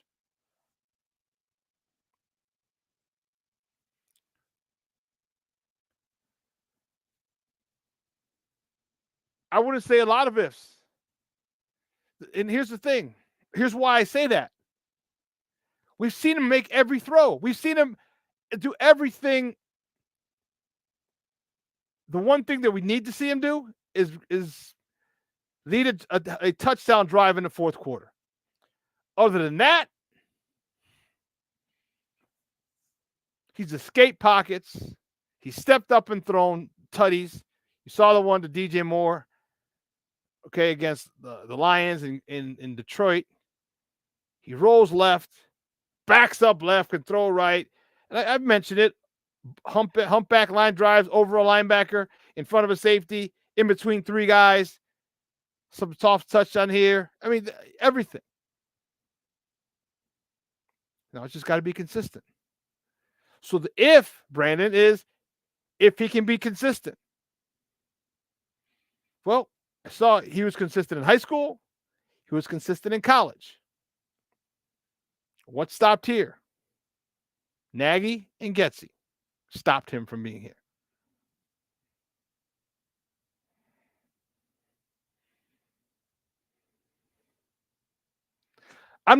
Listen, I'm not even talking better receivers. Just give me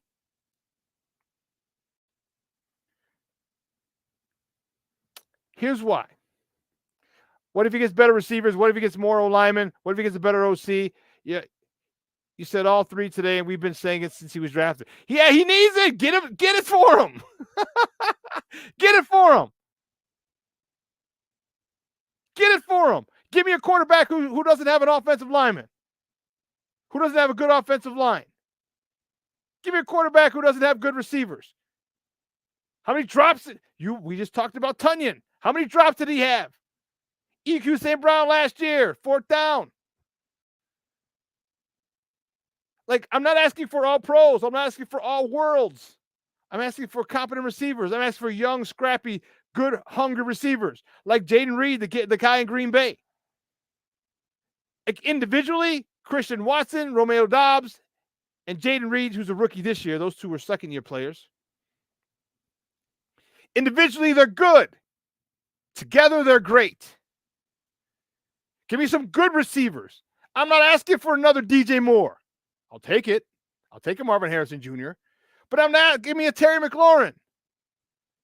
Give me someone who knows how to run a fucking 5-yard route when it's 3rd and 4, not a 3.5-yard route and get stopped before the sticks.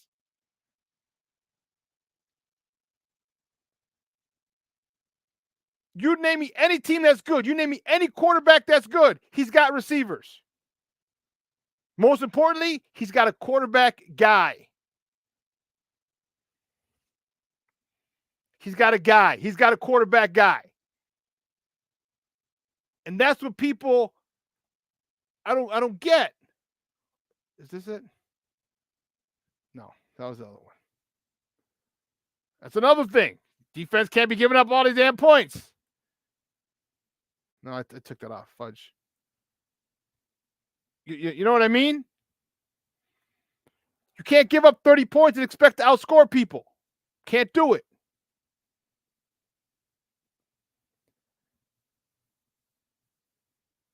When we're asking for better receivers, we're talking about because our receivers are dropping the ball. We're talking about because receivers can't get separation. We're talking about receivers are bobbling the ball at the goal line. We're talking about receivers trying to get extra yardage, get the ball stripped out of their hand when they should be stepping out of bounds. This is what we're talking about. This is that the receiver is that coaches. So maybe we need better coaches. I'm not asking for the offense that Jay Cutler had. Remember, Jay Cutler, that offense, every single person on that offense had gone to a Pro Bowl or was going to go to a Pro Bowl. Every single person. But what happened? 6 coordinators in 8 years. Matt Forte, Marcellus Bennett, Alshon Jeffrey, Brandon Marshall, John Tate, Olin Kreutz, Kyle Long, all these guys. But you kept changing systems every time. But I digress. I don't even think we need more O-linemen. We're okay. I think Braxton Jones is serviceable. Again, his ceiling for me, if he makes that a similar jump to what he did last year, his ceiling for me is an above average left tackle. Not a gold jacket winner, not an elite, not a great one, an above average left tackle is what is my opinion is where his ceiling is. And that in the NFL is great. So we don't even need more linemen. I just want to move Tevin Jenkins to the right side and Davis to the left. Nasty Nate Davis to the left, but that's another story. I want Jenkins and Darnell right, but another story. But if I had to get one thing of those three you mentioned, B, give me the better offensive coordinator. That is what I would want. That is what will make this a whole lot better for me.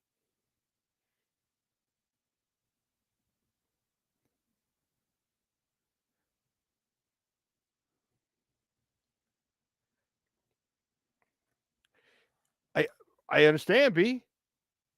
I understand. Do you understand why he hasn't been consistent?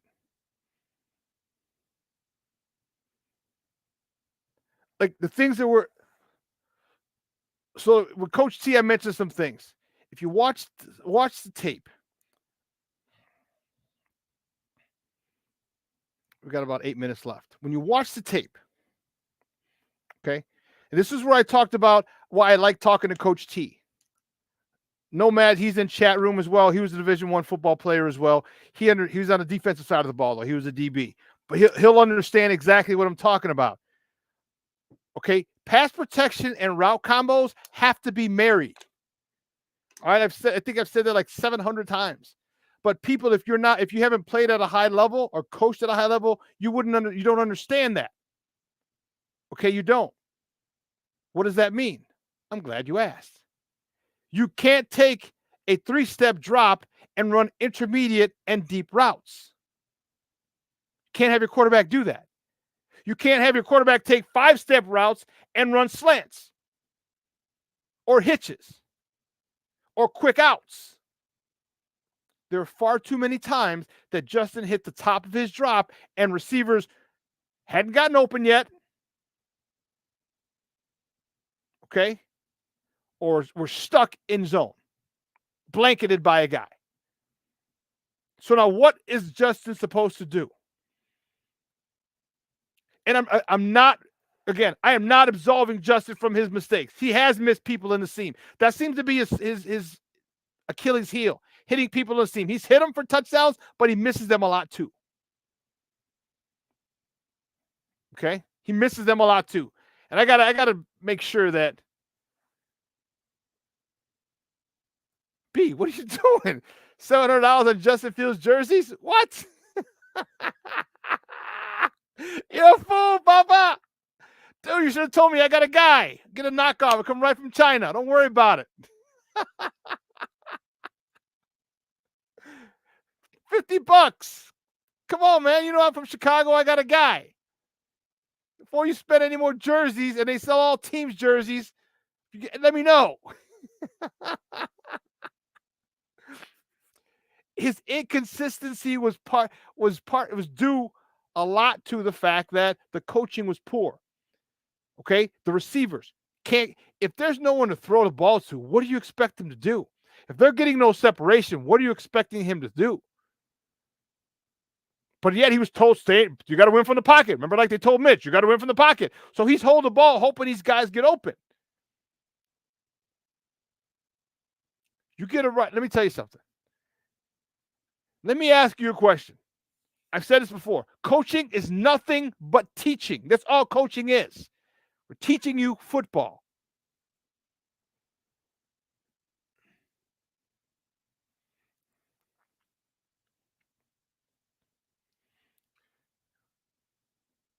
He has been inconsistent.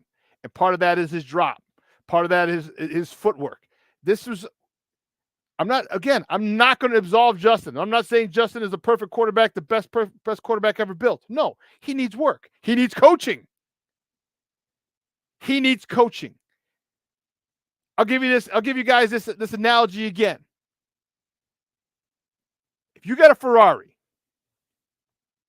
You get a Ferrari, you and your 16-year-old son, and you tell your 16-year-old son, go drive this Ferrari. He just got his license right before you got the Ferrari. The day before, he just got his license. Brand new driver. And he drives that Ferrari. Especially if it's manual. I know everything's automatic now, but if it's manual, you don't think that thing's he's gonna stall? You think he's gonna jack up the clutch a little bit?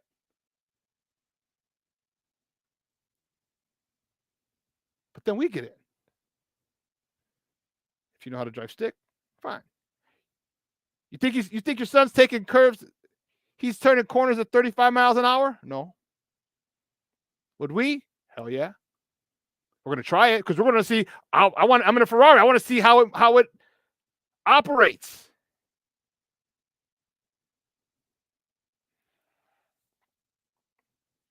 And the moral is this: the Ferrari can still do all these things.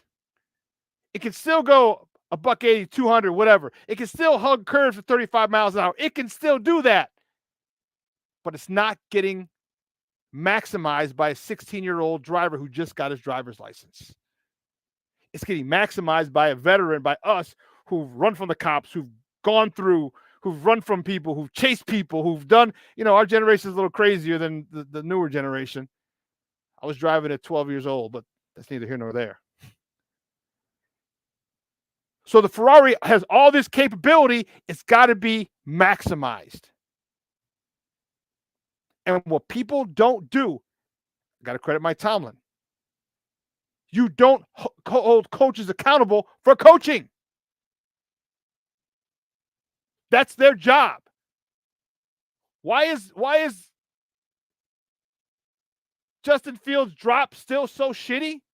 Because Luke Gessie didn't demand his drop be tight, his drop be quicker, his drop be sharper. That's not demand. I coached quarterback for 2 years, and that was the first thing that I did. Your drop. So I've told you this before. It's either coached. Everything that happens on the field is either coached or allowed. And with Justin continuing to have those shitty, slow drops, throwing off timing, I have to assume it's allowed.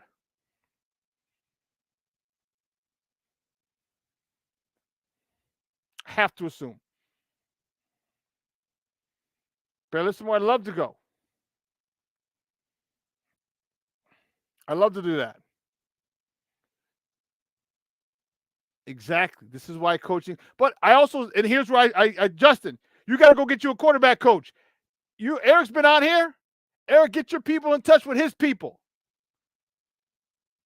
I got another guy. My guy, Greg Holcomb. He's J.J. McCarthy's personal quarterback coach. He's been his personal quarterback coach since he was in 6th grade.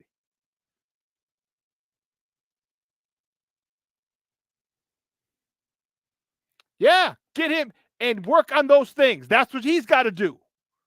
I'm not absolving Justin from his areas of deficiency. No, not at all.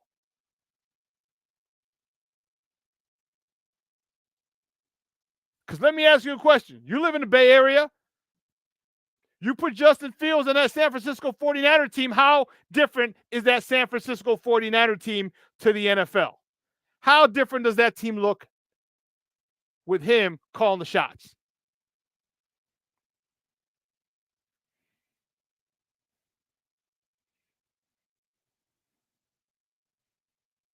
You know what I mean?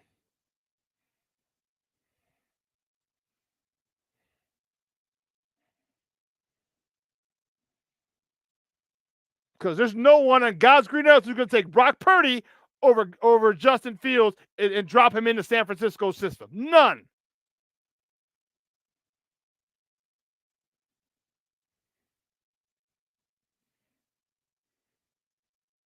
Bingo, Leo. Bingo. That's what we need. That's what Justin needs. Junior, you're a damn fool. Driving at 9. Hey, listen, 2 hours is come and gone. Man, I want to thank my guest, Coach T, for coming on and talking with me this morning. Man, it was great stuff. If you missed it, it was an impromptu thing. I had a guy coming on at 10. It was miscommunication. He thought I was asking him to come on at 10 at night, and he said he couldn't come on. I was like, come on.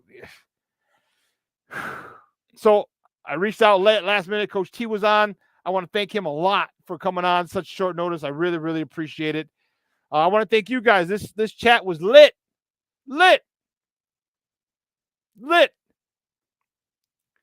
B, timing is issue.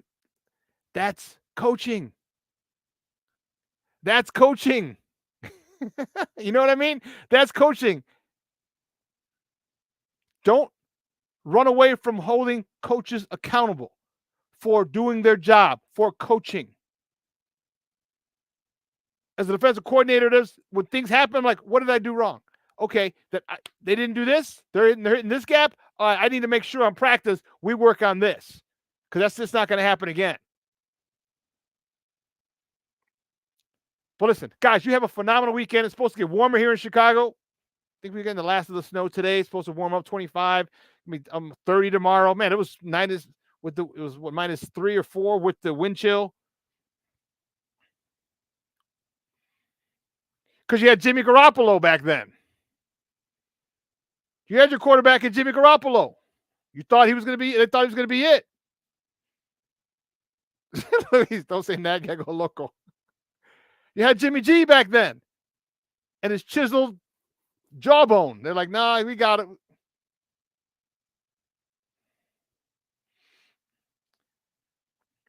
So listen, you guys have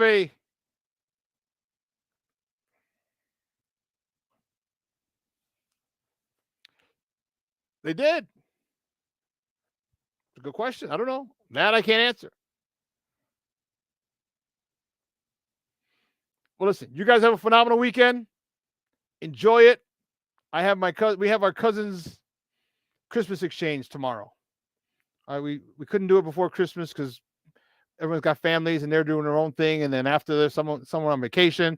So we're finally getting it in tomorrow. It was supposed to be last week, but the snow. So I got my Christmas stuff.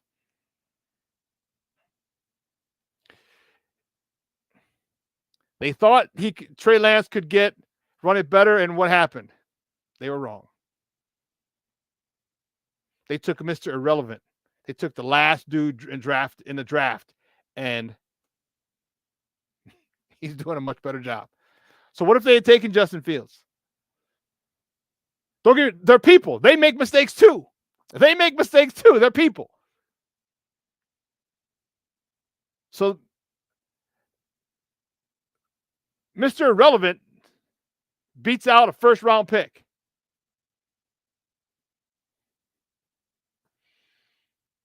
And the thing is that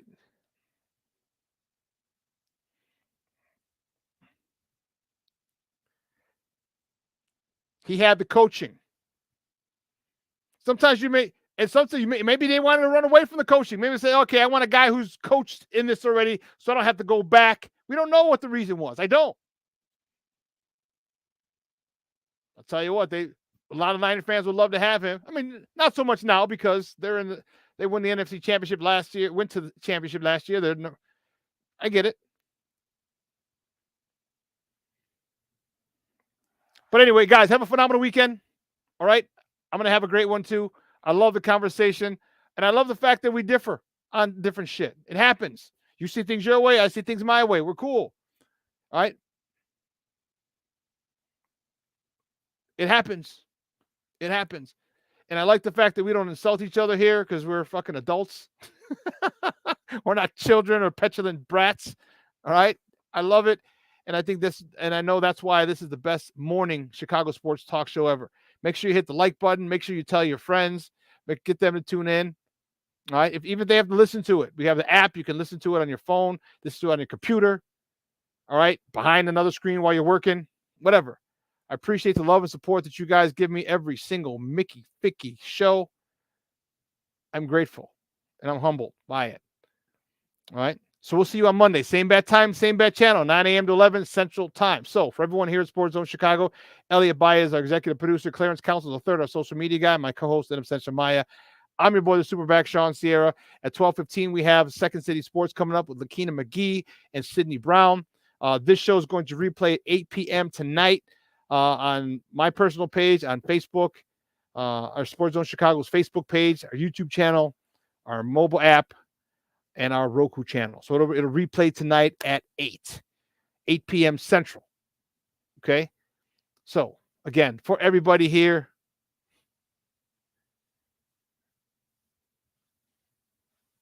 all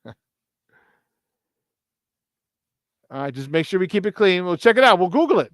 We'll Google it about the. We'll see how it plays out. Guys, you have a wonderful, wonderful day, wonderful weekend, and we'll see you Monday. I got to go pick up the warden at a CrossFit class. I'm out.